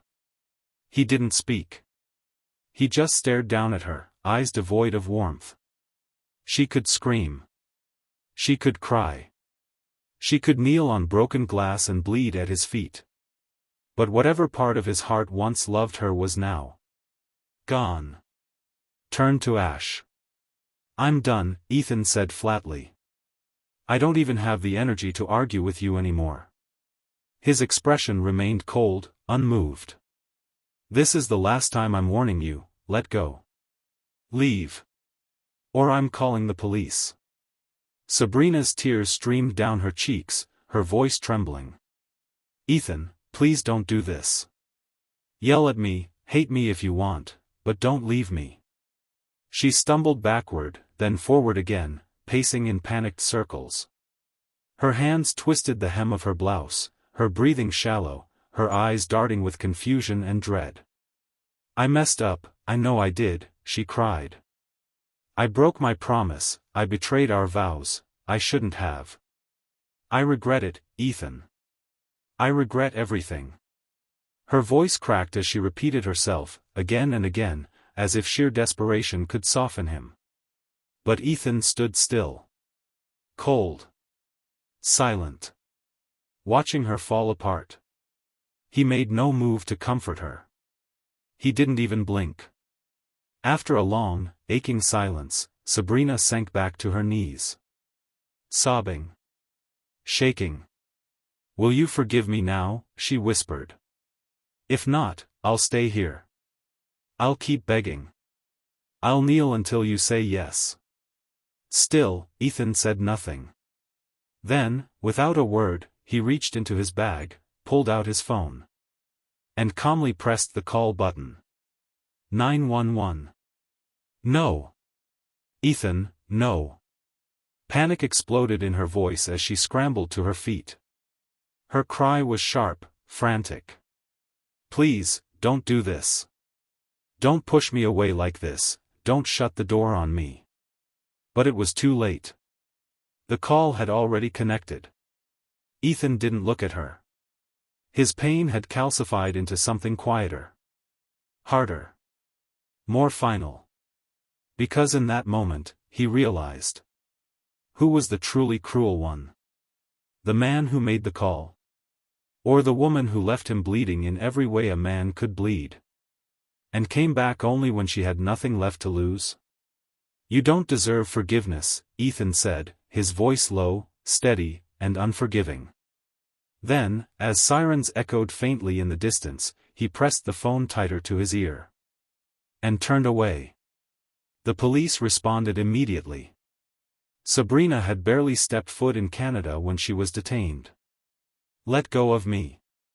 What the hell do you think you're doing? She shrieked as officers cuffed her. This is a private matter. Since when do cops interfere with people's marriages? I'll sue every last one of you. But the officers didn't so much as flinch. They didn't argue. They didn't explain. They simply threw her in the back of the cruiser and drove her straight to the station. In the end, it took one of her assistants wiring a hefty sum to post bail. But the moment she was released, Sabrina headed straight back out, determined to find Ethan again. That's when her assistant, panting as he chased after her, caught her by the arm. Ms. Hart, please. You cannot go near Mr. Ethan Calder right now. She shot him a sharp look. Get out of my way. I'm serious, he said, voice low and urgent. The laws here are strict. He already filed one report against you. If he calls again, just once more, the authorities are authorized to place you under an electronic monitoring order. Sabrina blinked. What the hell does that mean? It means you'll be fitted with an ankle monitor, he explained. And once that happens, the moment you come within a certain range of Mr. Calder, it'll trigger an alert. The police will be notified automatically, and they'll arrest you on the spot. He paused, then added grimly. If that happens, you may never get to see him again. That was enough to shake her. This is insane, she spat. He's my husband. They can't just outlaw me from seeing him. The assistant sighed. Doesn't matter. Canadian law is clear. You can't harass someone, even if they're your spouse. So you need to slow down. Be smart. If you want him back, you have to play the long game. For once, Sabrina listened. That night, she stayed away from Ethan. Instead, she hired a high-profile attorney to find a legal workaround. Some loophole. Some opening. The lawyer was blunt. Yes, the laws are strict. But they're not airtight. Unless there's proof of harassment, the court can't justify fitting you with a monitor. What kind of proof? She asked. Unwanted physical contact. Inappropriate messages. Repeated, threatening behavior. Sabrina leaned back, her mind already racing. So, as long as she didn't touch him, as long as she didn't text him, as long as she stayed just this side of the line, the law couldn't touch her. Not yet. So, what you're saying is, Sabrina narrowed her eyes, as long as I don't touch Ethan or text him, and I leave no written proof behind, the police can't charge me with harassment? The lawyer gave a small nod. That's correct. No evidence, no case. Sabrina finally exhaled, the tension easing from her shoulders. That was all she needed to hear. She wasn't leaving Canada. She was staying. And she was going to win Ethan back. Yes, it would be tricky. But not impossible. As long as she kept her distance, acted like a lady, and made no sudden moves. The police couldn't do a damn thing. And she? She'd make him fall in love with her all over again. Sabrina threw herself into the pursuit with a passion that bordered on obsession.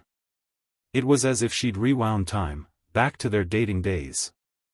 Only this time, she turned the charm up to 10. Each morning, she sent Ethan flowers. Cakes. Handcrafted gifts in designer wrapping. Not just that. She bought the apartment right across from his, spending a small fortune just to be physically closer. Every day, she dressed like she was walking a red carpet.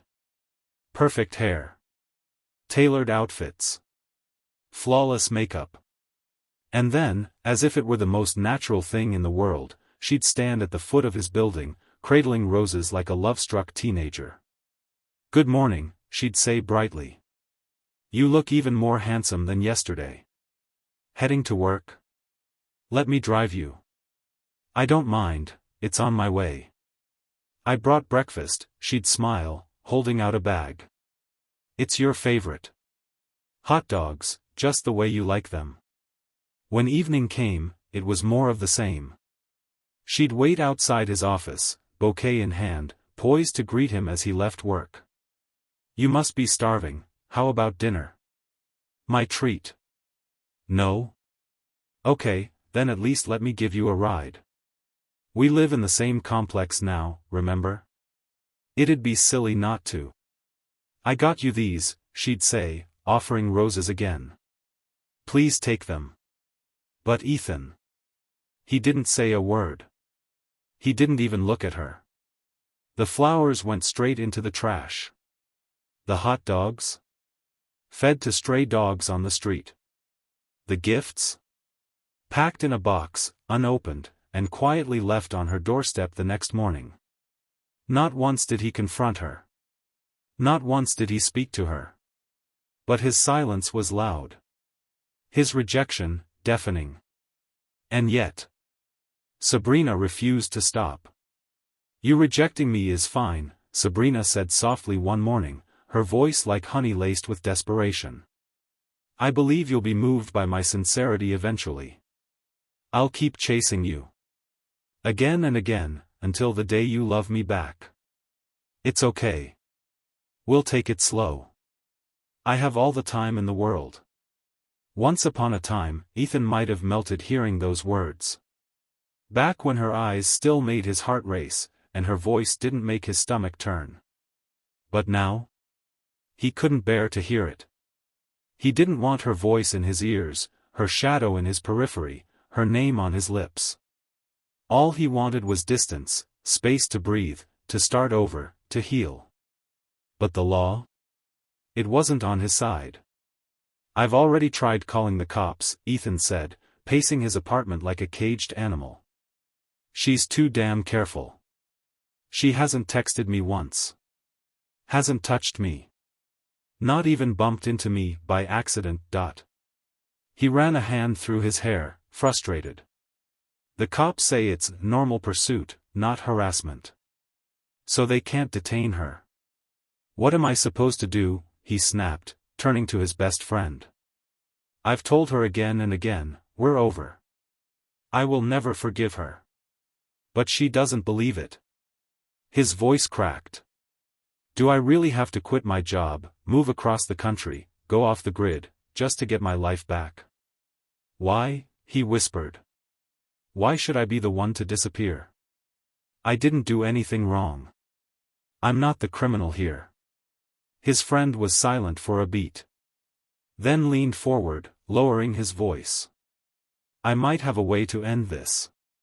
For good. Ethan blinked. What kind of way? It's harsh, his friend warned. But it'll work. You just have to commit. Ethan's jaw tightened. Tell me. I'm serious, man. This isn't a light decision.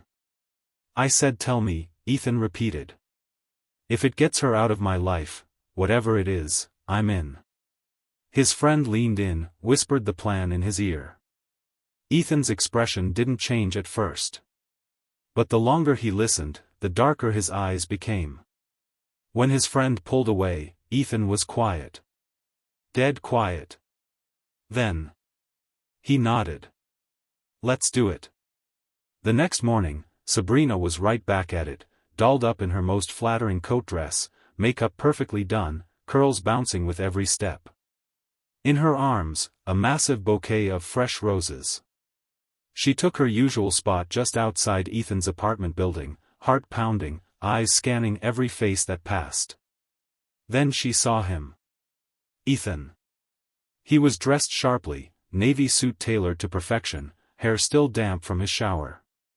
Sabrina lit up like Christmas.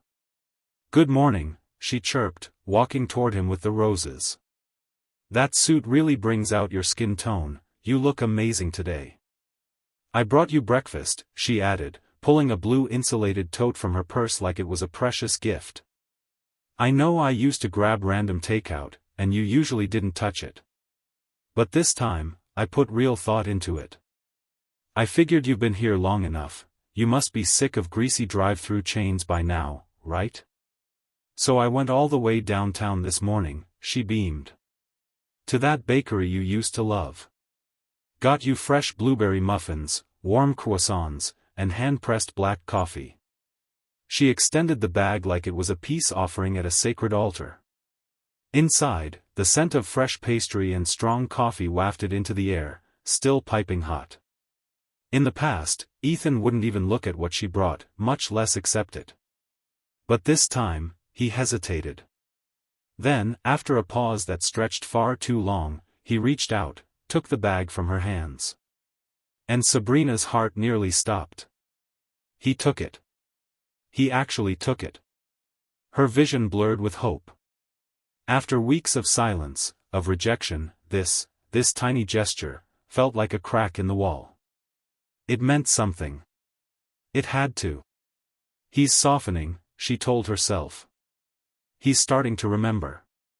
Sabrina steadied her breath, trying not to look too triumphant. Her voice softened with practiced restraint. Don't get the wrong idea, she said with a self-deprecating smile. I know breakfast doesn't change anything. I just thought you might like something better than gas station burritos for once. I'm not trying to force your forgiveness. I know what I did, can't be undone with muffins and flattery. Her tone dipped low, almost reverent. If it takes me the rest of my life to atone, so be it. I'm not asking you to forgive me. I'm just grateful you didn't walk away this morning. To see you, to speak to you, that's already more than I deserve. The words were soft, measured, painfully humble. The kind of thing that might have touched another man. But Ethan? He'd heard this music before. And he knew the melody always ended in heartbreak. He looked down at the bag in his hand, then slowly back up at her. She was still speaking in the voice of a woman on her knees, but he could see it, the glimmer in her eyes. The calculation just beneath the surface. She wasn't sorry. She was strategizing. And he had no intention of being fooled a second time. Ethan took a deep breath, his expression unreadable. The hand holding the breakfast bag was still, his voice unnervingly calm. I'll forgive you, he said. But only if you agree to one thing. Sabrina's eyes lit up. She stepped forward instantly, like a drowning woman grasping for a rope. One thing? Ethan, I'd agree to 100 things. Anything. Just tell me what it is, I'll do it. He smiled. Not warmly. Not kindly. Just a slow, deliberate curve of the lips that didn't reach his eyes. No need for 100, he said. One will do. Just then, a luxury sports car pulled up along the curb. It purred to a stop in front of them like it had been perfectly choreographed. The door opened, and out stepped a woman who looked like she belonged on the cover of a fashion magazine. Stunning. Confident. Ethereal. Asian descent. High cheekbones. Liquid gaze. Let me introduce you, Ethan said smoothly, reaching for the woman's hand and pulling her gently to his side. This is Lena. She's from Singapore. A good friend of mine here in Canada. He turned to Sabrina with the poise of a man holding all the cards. When I first arrived here, I got into a car accident. I didn't know anyone. No support system. No help. I was terrified. Lena was the one who found me. Called the ambulance. Sat with me in the hospital all night. Honestly, she saved my life. Sabrina stood frozen, the warmth in her face draining like blood from a wound. Ethan continued without pause. Lena's grandmother is terminally ill. Days left, maybe weeks. And her last wish is to hold her great-grandchild before she dies. She's asked Lena for a baby. Sabrina blinked, confused. Unsteady. And what does that have to do with me? She asked, her voice faltering. Ethan's tone dropped an octave. She needs a father, he said. And I owe her everything. He looked Sabrina dead in the eye. So here's my condition, if you really want my forgiveness, let me have a child with Lena. No objections. No guilt trips. You give your full blessing. And I'll consider, starting over with you. This was the plan. The one Ethan's best friend had whispered to him in the dead of night. Sabrina doesn't actually think she's wrong, he'd said. That's the problem. She's built this entire mental narrative where cheating was noble. Where she did it for family. For honor. You can't reason with that. You can't guilt her. You won't shame her. She thinks she's the hero of the story. So the only way to get rid of her is to flip the script. You give her a taste of her own logic. Make her watch you make the same sacrifice, for a greater cause. And see how long her delusion holds. She wants redemption. Let her earn it in your terms. Ethan tightened his grip on Lena's hand. He didn't love Lena. Not romantically. She was in on the plan. But she had saved him. And if this was what it took to finally end Sabrina's grip on his life, he would do it. Even if it meant burning the last bridge behind them. What we need, his best friend had said, is to shatter that delusional peace she's built for herself. Give her a mirror. Let her taste what she served you. Let her see how it feels. Only then will she understand how grotesquely she's minimized her betrayal. Only then will she finally accept, this marriage can't be salvaged. Ethan had agreed. Every word made sense. Sabrina wasn't clinging because she still loved him. She was clinging because she thought she'd earned forgiveness. That what she did, bearing another man's child, was somehow noble. Reasonable. Even necessary. She still believed there was room to mend what she'd broken. There wasn't. So Ethan made arrangements that very night. He paid for a model. Hired an actress so flawless she could make the lie feel real. Her name was Lena. Her role? To play the damsel who once saved his life. And now, she needed him in return. "I'll forgive you," Ethan said coldly, his voice flat as stone. "On one condition." Sabrina nodded eagerly, desperate. "Anything," she breathed. "I'll do anything." He gestured to Lena, standing beside him like a vision of elegance and composure. "You'll let me give Lena a child?" Sabrina's breath caught. Ethan continued, slowly, deliberately twisting the knife. "My heart belongs to you, of course," he said. "Always. But this child, this is about gratitude. Responsibility. Lena's work as a model keeps her busy. She can't raise a baby on her own. She saved my life, Sabrina. And I want to repay that debt." His eyes narrowed. "I need you to love this child like it's your own. To help raise it. To be there for Lena when I can't. That's what we would do, for family, for honor, for the people who saved us. Isn't that what you always said?" Every word, every single word, was hers. Words she had once fed him in the hollow defense of her affair. He watched now as they slid back into her throat like poison. Sabrina's face drained of color. "This isn't funny," she said hoarsely. "It's sick."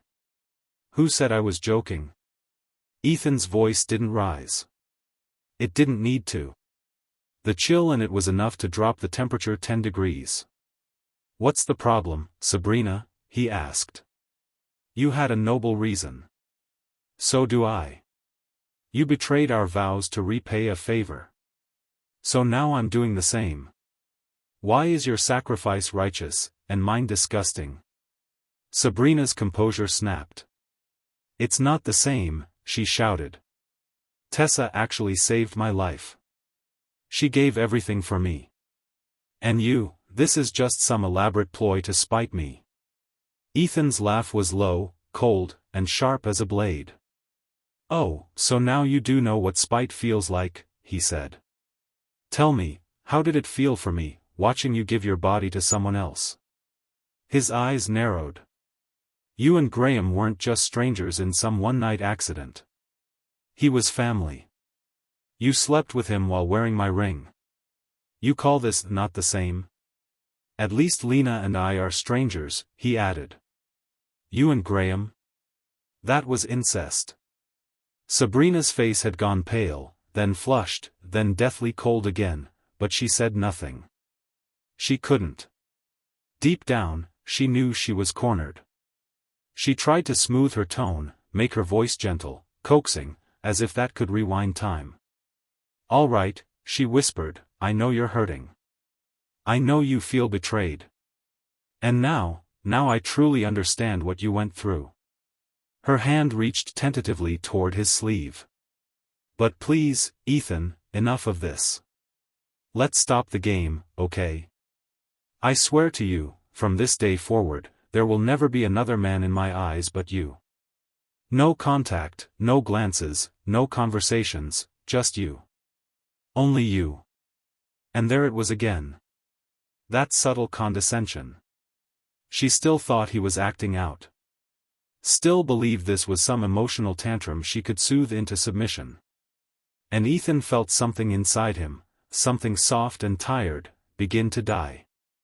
"You still don't get it," he said coldly, his voice dropping to a dangerous hush. "I am retaliating. But I'm also serious. I will have a child with Lena. This isn't some charade to hurt you. It's a condition. If you want me back, then yes, I must first give another woman a child. That's the only fair way forward." Then, without another word, he turned. And kissed Lena. Long, deep. Passionate. Right in front of her. The kind of kiss that used to be hers. Sabrina froze. Her chest heaved, her limbs trembling with something feral. The lawyer's voice echoed in her head, "No contact. No touching. Or it's legally harassment." If she laid a finger on Ethan, the police would have every right to cuff her, tag her with a court-ordered GPS monitor, and ban her from coming within 50 feet of him, forever. But fury had already detonated inside her. She stormed forward, shoving Lena aside with such force the woman nearly stumbled. "Enough," she screamed. "Enough. You're mine," she shouted at Ethan, grabbing his shoulders, shaking him. "You're mine. I won't let you kiss anyone else in front of me, do you hear me?" Her eyes were wild now, bloodshot, unfocused. "I can't take it, I won't take it. You're mine. How dare you kiss someone else?" She clung to him like a woman drowning, but there was no tenderness left in Ethan's eyes. Only disgust. Not even pity. But Ethan's heart only grew colder.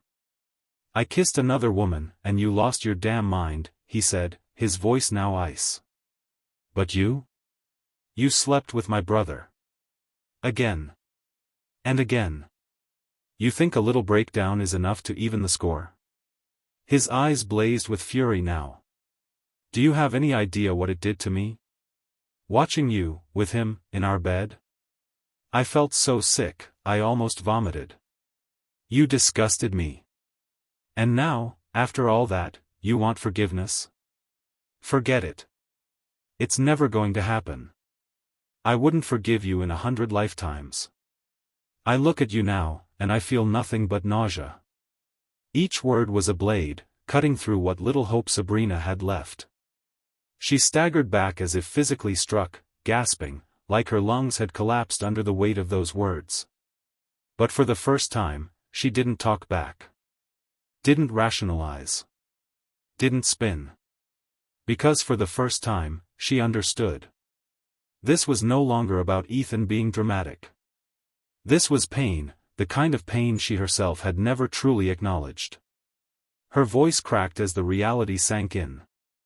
"I'm sorry," she whispered. And this time, she meant it. Before, her apologies had always been tools, emotional sedatives meant to win him back. The tears, the poetic vows, the pleas, they had all been calculated. But now, the illusion had shattered.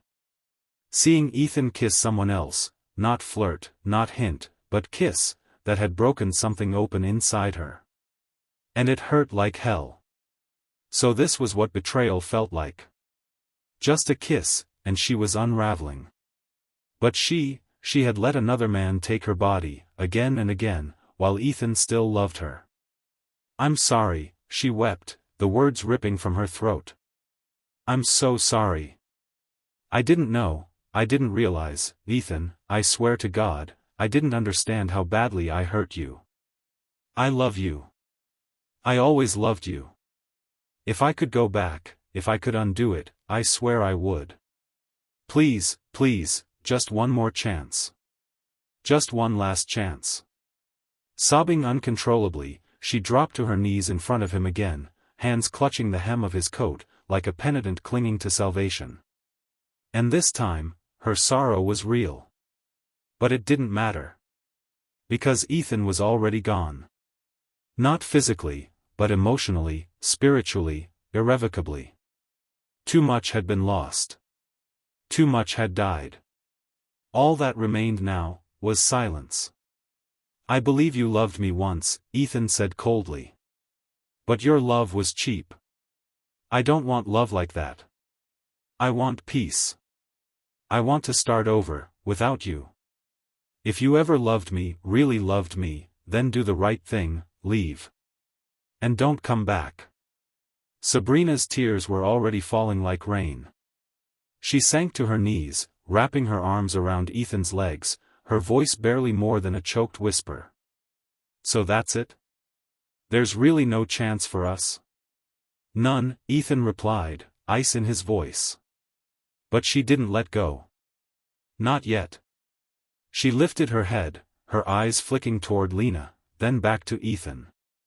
A tremor passed through her, like she was about to walk into fire. "What if," she said, her voice shaking. "What if I said yes?" Ethan froze. "What did you say?" "I said," she swallowed hard, "what if I said yes to your condition? What if I agreed to let you have a baby with another woman? I love you, Ethan. You're the only man I've ever loved. And I can't live without you. So if this is what it takes to have a future with you, even if it breaks me, I'll do it." Ethan was stunned. He had never expected this.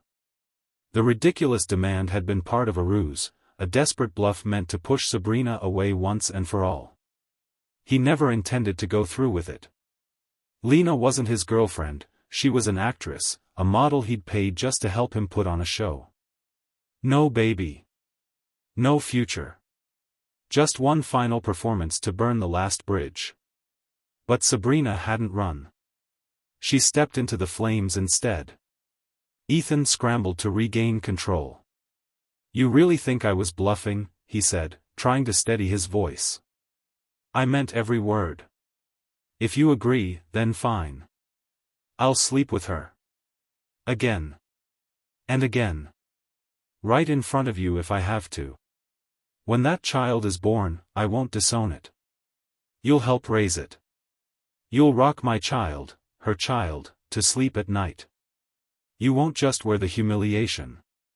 You'll live in it." Sabrina winced like he'd slapped her.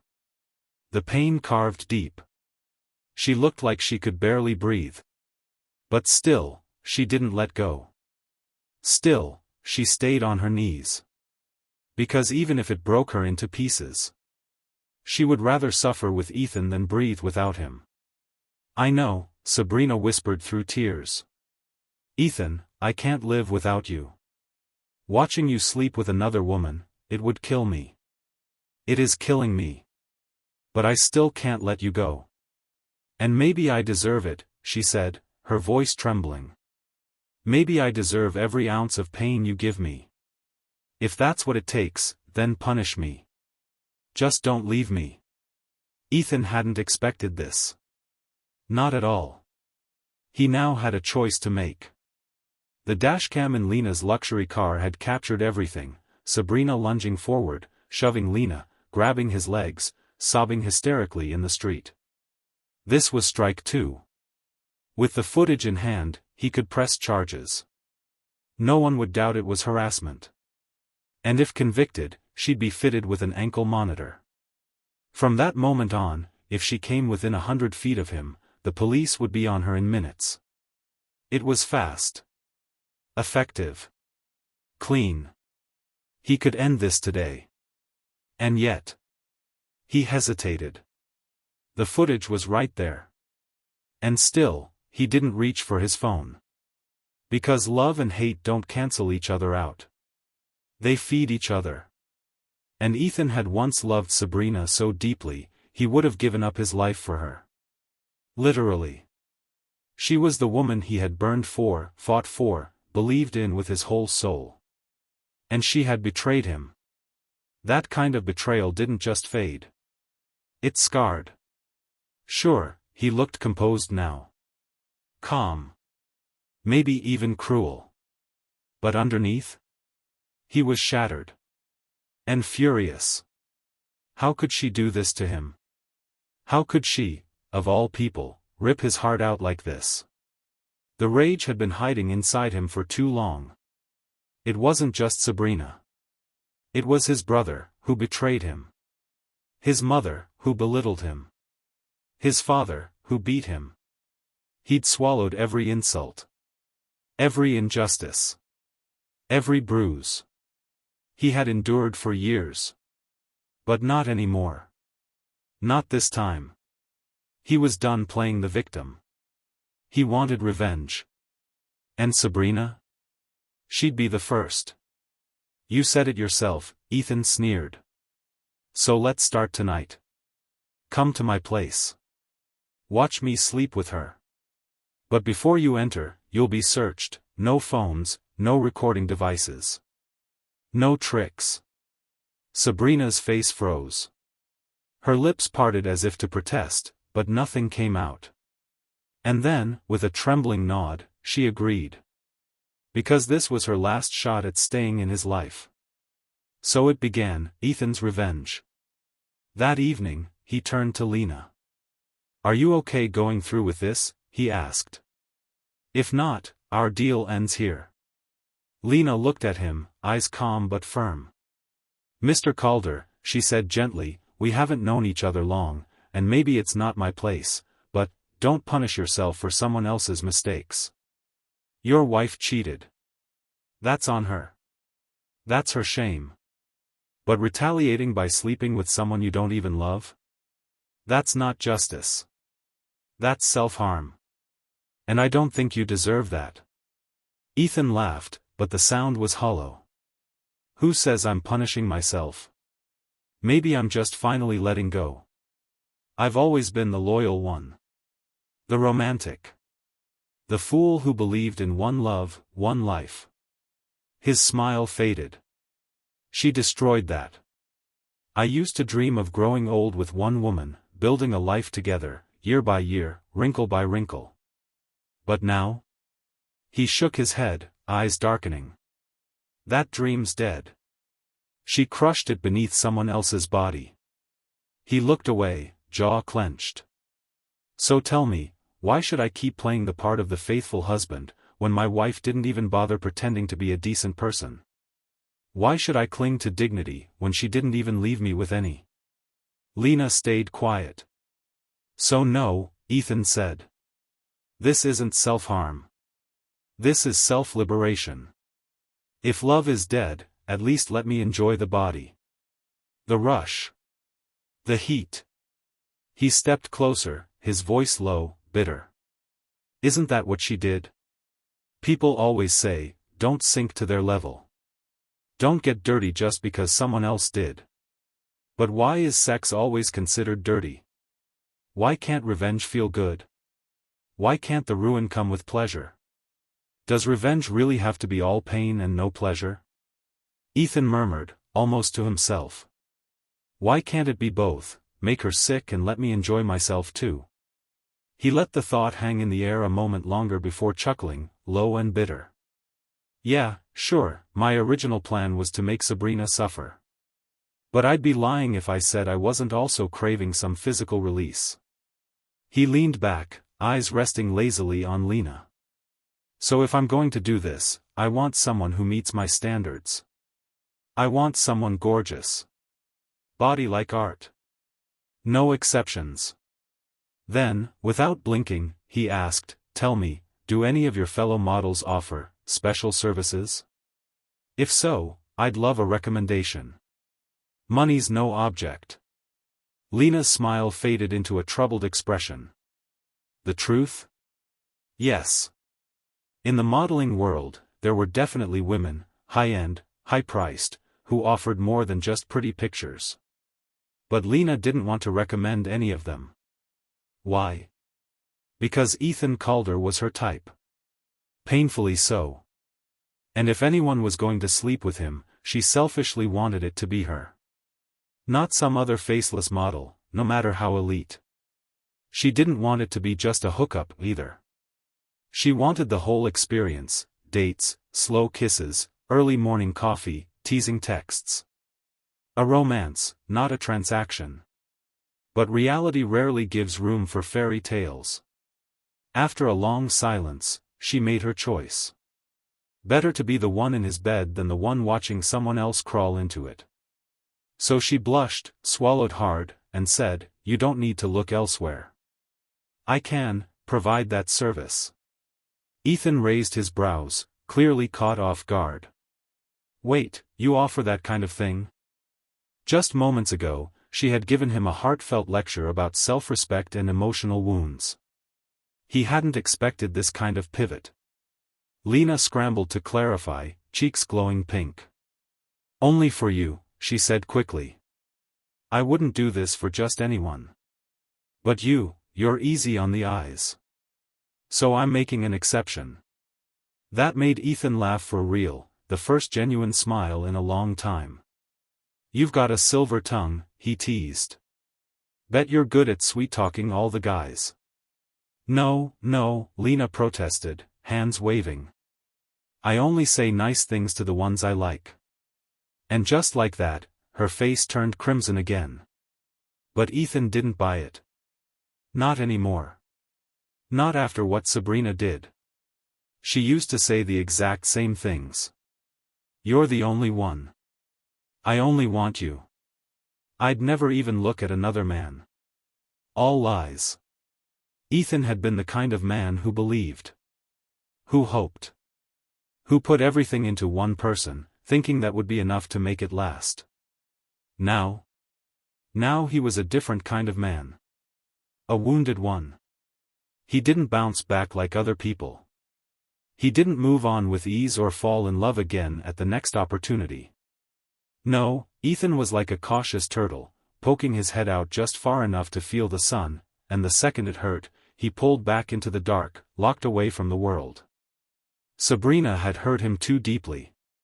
The kind of hurt that doesn't heal in weeks or months.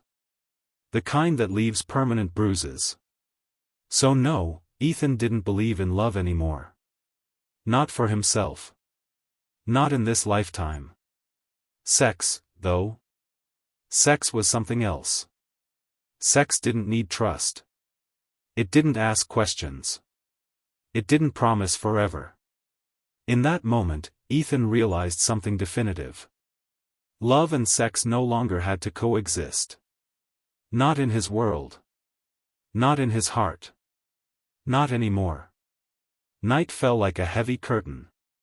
Sabrina stood frozen at Ethan's bedroom door, her hand trembling on the handle before she finally pushed it open.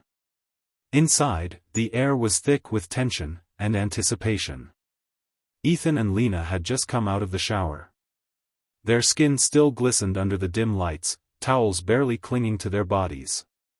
Everything about the room screamed intimacy, and yet, Sabrina stood there, uninvited, unwanted, and completely devastated. Lena looked nervous, biting her lower lip. This was going to be her first time. And not just that, her first time, while being watched. By the woman whose heart was about to be shattered. Too much. Too fast. Too surreal. But Lena composed herself. After all, she wasn't just here to lose her virginity. She was here to win. The woman watching from the sidelines? That was her enemy. And she wasn't about to show weakness in front of her. "Search her," Ethan said flatly, not even looking Sabrina's way. "Make sure she's not carrying anything, no phone, no recorder." Lena obeyed. She walked over and thoroughly patted Sabrina down. Her hands moved across Sabrina's body with careful precision, as if she'd done it before. All she found was a phone. No bugs. No mics. But a phone was enough. Lena took it and placed it out of reach, her face unreadable.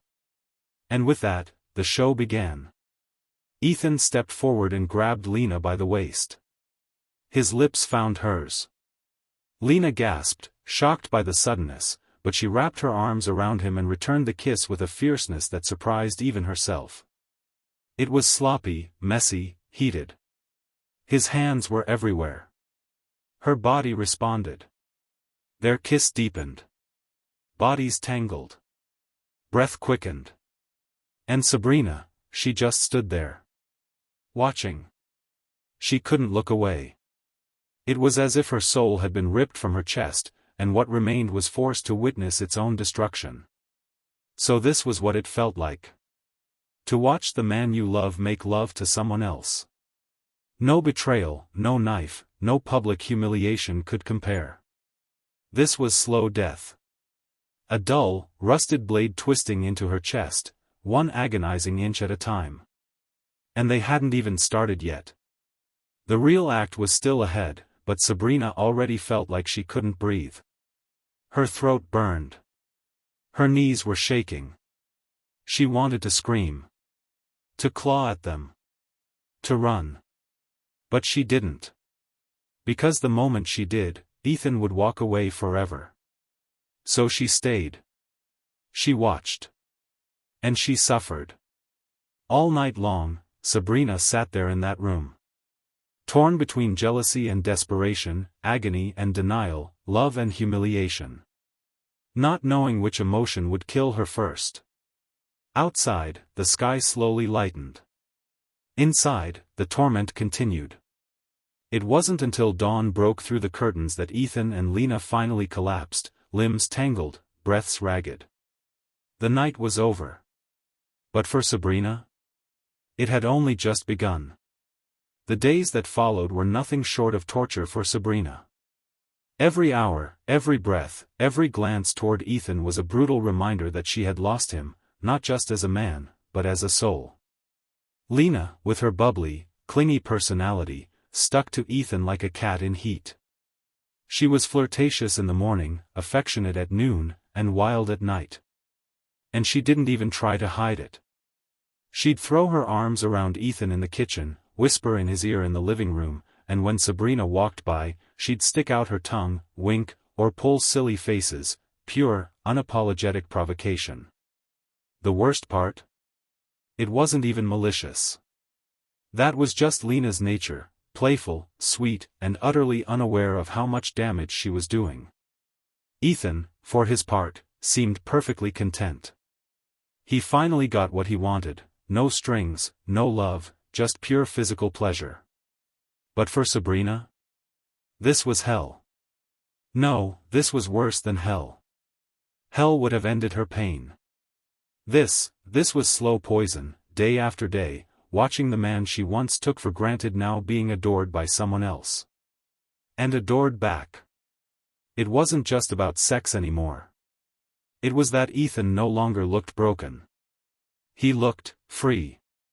Sabrina spent most nights curled up on the guest room floor, crying into her knees, her body shaking with silent sobs. And during the day, she watched. Watched Ethan smile. Watched him be touched. Watched Lena become a part of his world. The longer it went on, the deeper she sank. Until, one afternoon, she sat alone in the kitchen, whispering to no one, "You must have felt so much worse than I do now, didn't you?" A bitter smile tugged at her lips. "I understand now. I really do. I was disgusting. A selfish, pathetic idiot who didn't know what she had." She looked up across the table, where Ethan sat quietly, eating lunch. Not a word. Not a glance. Not even a sigh. His silence cut deeper than any insult. Sabrina clenched her fists. "I wish you'd just yell at me. Slap me, scream at me, hate me. Anything but this silence." Still nothing. And then, she snapped. "Let me make it up to you." She reached into her bag and pulled out a thick stack of legal documents, slamming them down on the table in front of him. Ethan's fork paused mid-air. He slowly raised his eyes, just barely, and gave her a long, unimpressed look. Sabrina's voice cracked. "These are all my assets. Bank accounts, stocks, properties, trusts. I want to transfer them all to you." Ethan finally spoke. His voice was sharp, cold, and full of venom. "Oh? Giving it all to me now? What happened? Done playing sugar mommy to Graham?" His words hit like a bullet. He was talking about the time Graham was injured, when Sabrina had sworn to give everything to her brother-in-law and take Ethan away for a fresh start. She had said Ethan didn't need her money. That she could build something new for the two of them. Now here she was, giving everything to the man she once left behind. Ethan leaned back in his chair, shaking his head with a joyless smirk. Funny how convenient regret becomes once your world starts to burn.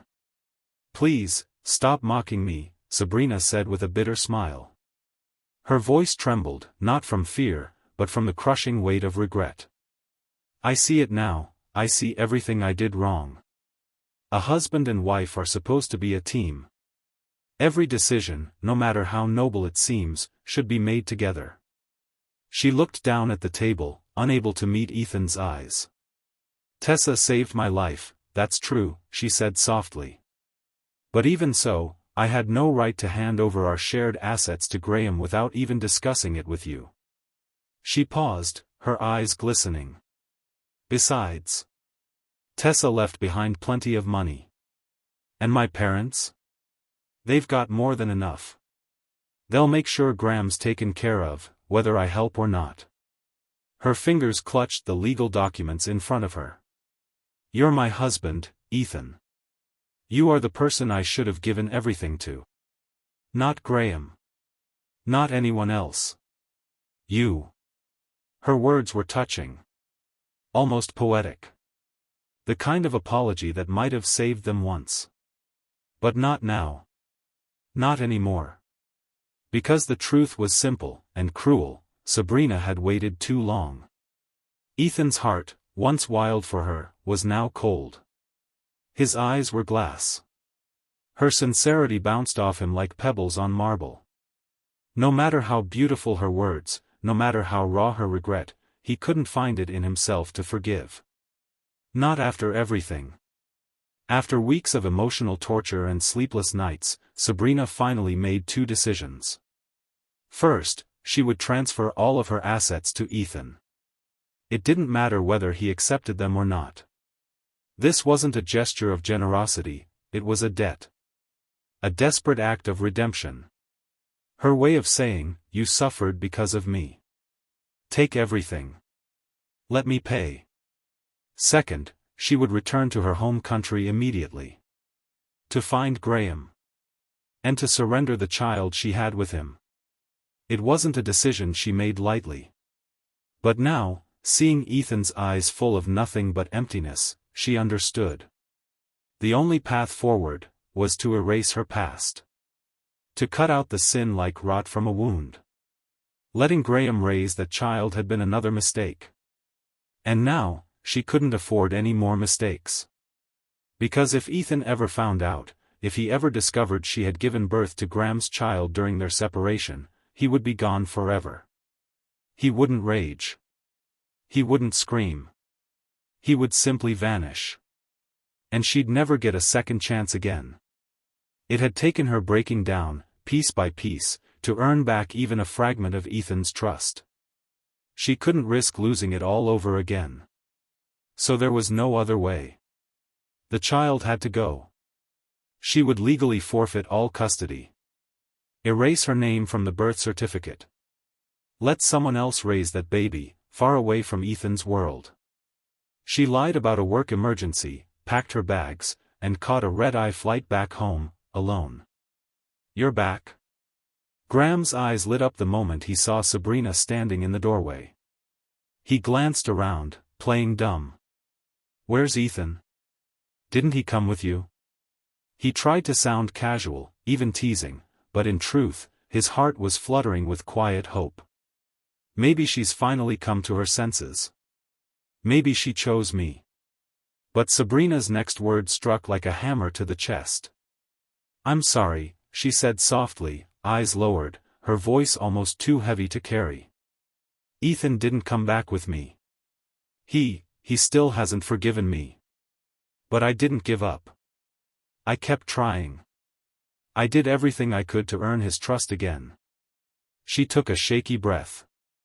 And finally, he gave me a second chance. Graham's smile froze. Well, isn't that great? he said, a brittle edge slipping into his voice. Sounds like good news. So why are you apologizing to me? Sabrina looked at him, pain pooling in her eyes.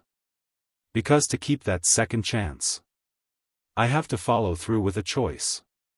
A choice I should have made a long time ago. She took a deep breath. I'm giving up the baby. Graham blinked. What? I'm sorry, she said, her voice cracking. But I've decided. I'm putting the child up for adoption. A private one. I'll pay someone to take him. It'll be discreet. Clean. She didn't flinch. But Graham staggered back, as if she'd slapped him across the face. The baby, their baby, was almost a year old now.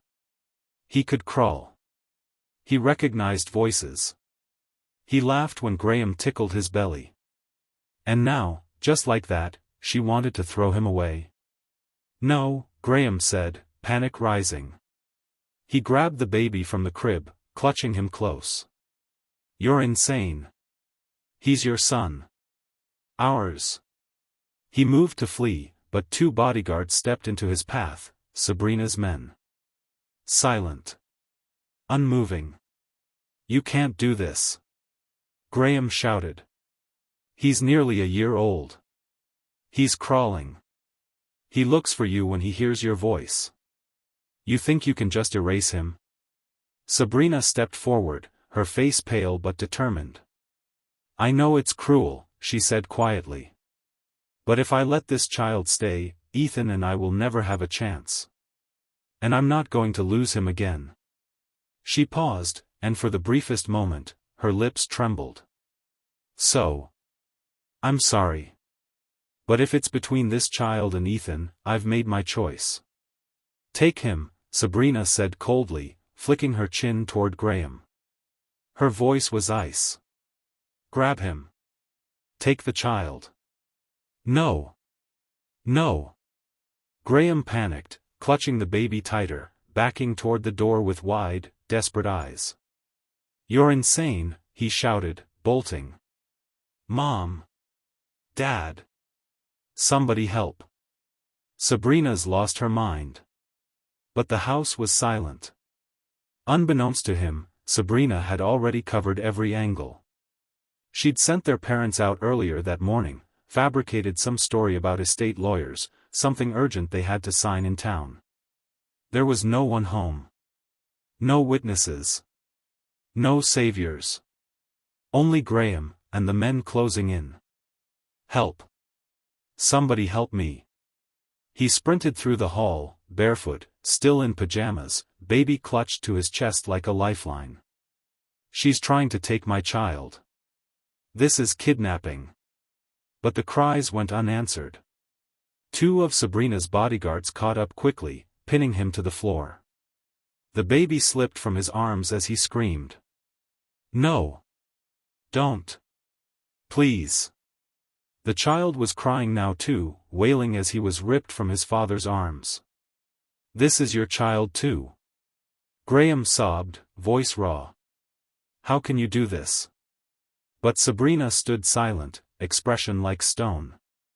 Her heels echoed as she stepped closer. You're my brother, she said coolly. You don't get to raise my child. Only one man deserved that role now, and it wasn't Graham. It's Ethan, she said. Only Ethan. Graham stared at her, broken, mouth trembling. Then he laughed. The kind of laugh that comes when there's nothing left but madness and grief. You're delusional, he spat between sobs and giggles. You really think this will make him forgive you? I know Ethan. I'm his brother. I know him better than you ever did.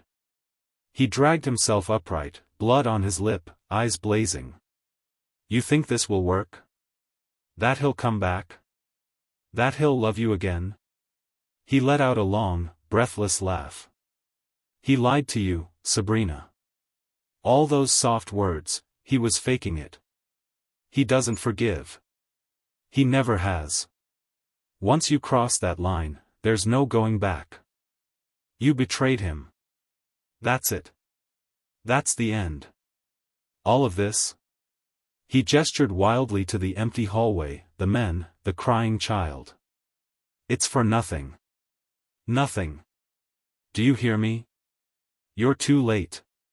But Sabrina didn't flinch. Didn't speak. She simply watched as her brother broke into pieces. Her silence wasn't victory. It was finality. She had made her choice, and she would see it through, no matter the cost. Back when they first started dating, Ethan had once said, half joking, or so Sabrina thought at the time. If the day ever comes when you don't love me anymore, just tell me. I won't beg. I'll let you go with dignity. But never lie to me. And never betray me. Because I hold grudges. If you ever cross me like that, I'll never forgive you. Not in this lifetime. She had laughed then, brushing it off as a lover's melodrama. But now, years later, standing in the ruins of what they once were, she finally understood. He meant every word. Ethan was not a man of second chances. And yet, Sabrina believed she had already paid for her sins, paid in full, and then some. She had endured the unbearable. Night after night, she'd stood there and watched Ethan with another woman. No woman with even a shred of dignity could stomach that. And still, she stayed. She swallowed the humiliation, the jealousy, the shame. Because in her mind, that was her punishment. And if she suffered enough, surely he would forgive her. He had to. Otherwise, what was the point of it all? That night, as Graham lay pinned to the floor, screaming as his child was ripped from his arms, Sabrina didn't flinch.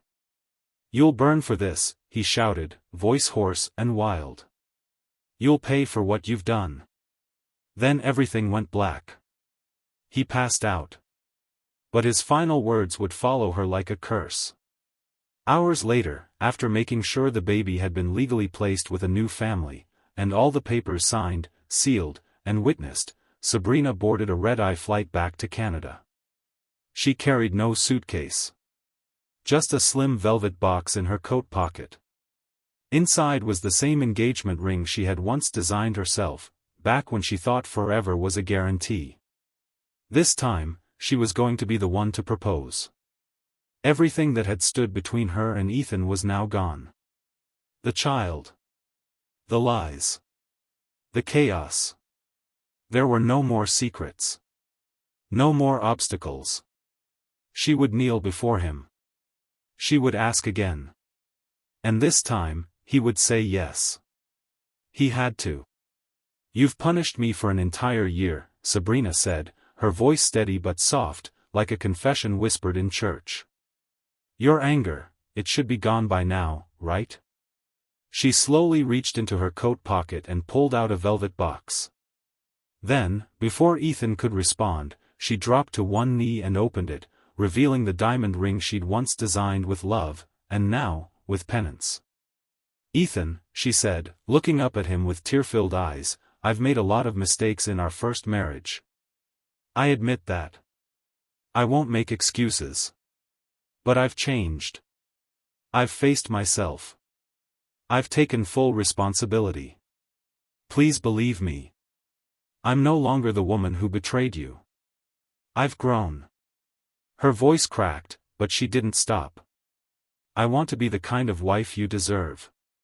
Someone who loves you, protects you, stands behind you, always." She glanced away, then back into his eyes. "And yes.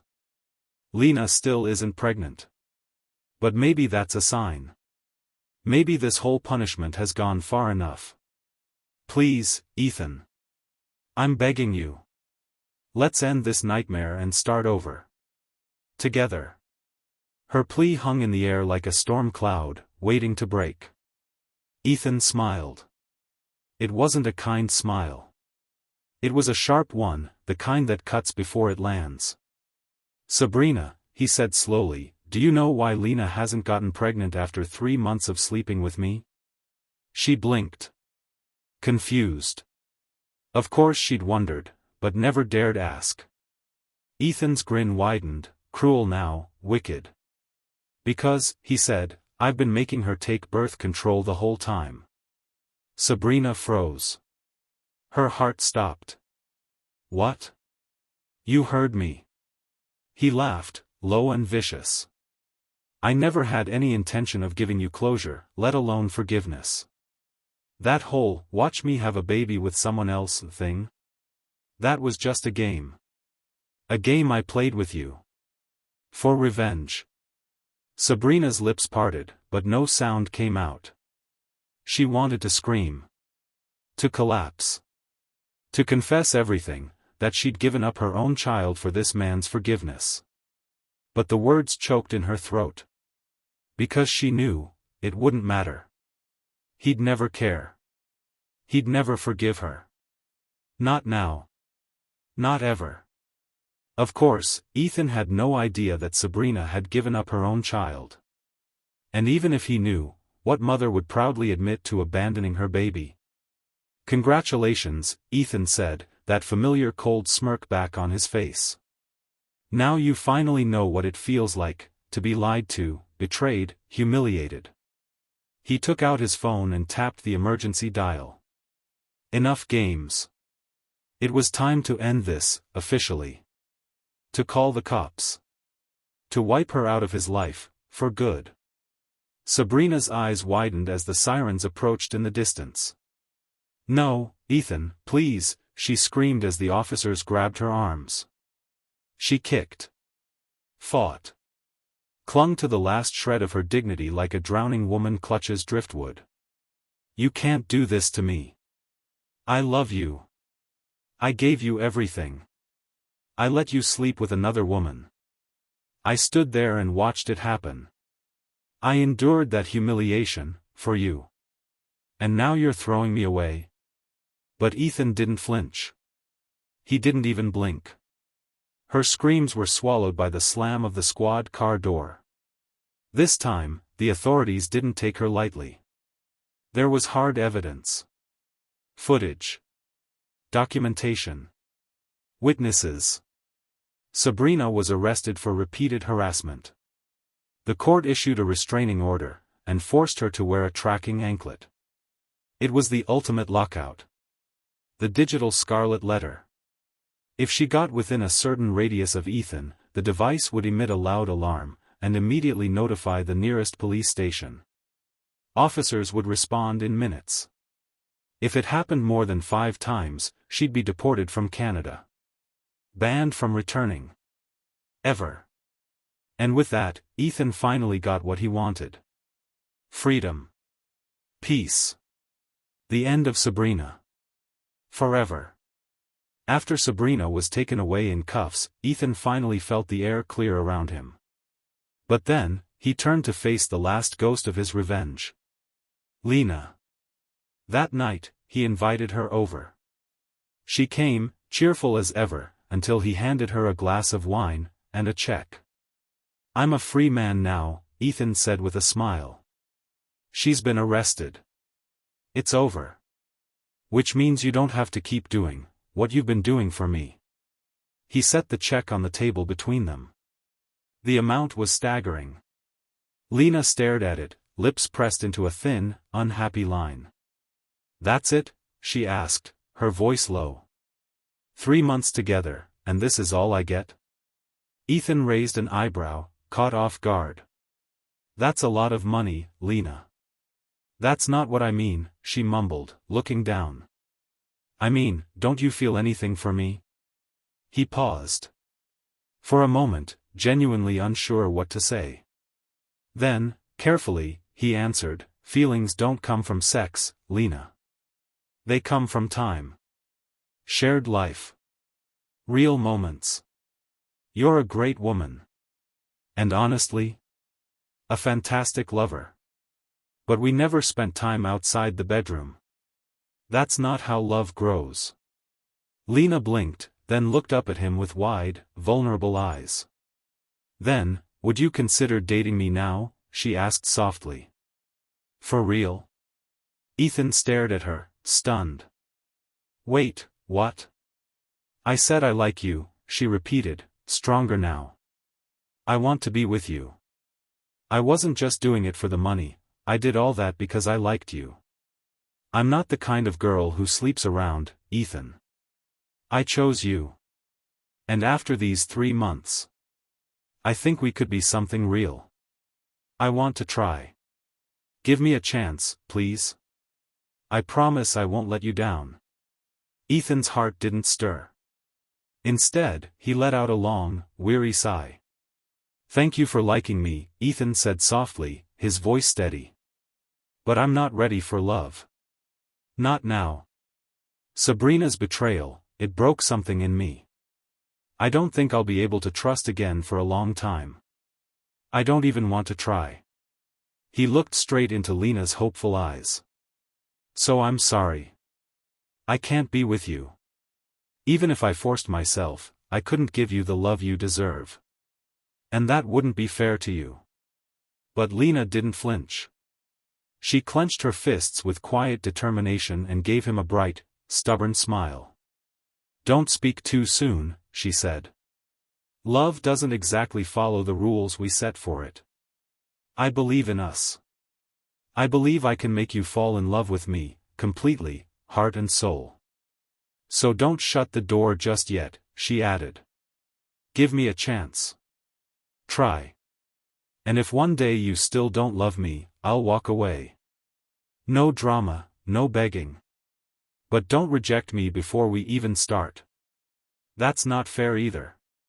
Faced with her persistence, Ethan gave in with a sigh. All right, he said. We'll try. In truth, he thought her passion would fizzle out soon enough. That after a while, with no response from him, she'd simply lose interest, as many young women did. But he was wrong.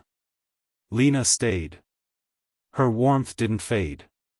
Her cheerfulness didn't dull. She made him laugh, brought light into his quiet world. She didn't push too hard, but she never walked away either. And somehow, little by little, Ethan found himself smiling more, laughing more, living more. He started to look forward to mornings.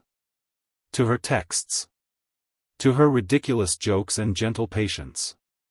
He didn't even realize he was falling, until it was too late to stop. Just as Lena had said. Love isn't something you can control. When it comes, it doesn't ask permission. Meanwhile, miles away, Sabrina tried, again, to return into Ethan's life. And just like before, she crossed a line. The final one. After repeated violations of the restraining order, the Canadian government made their decision. Sabrina was deported. Permanently banned from ever setting foot on Canadian soil again.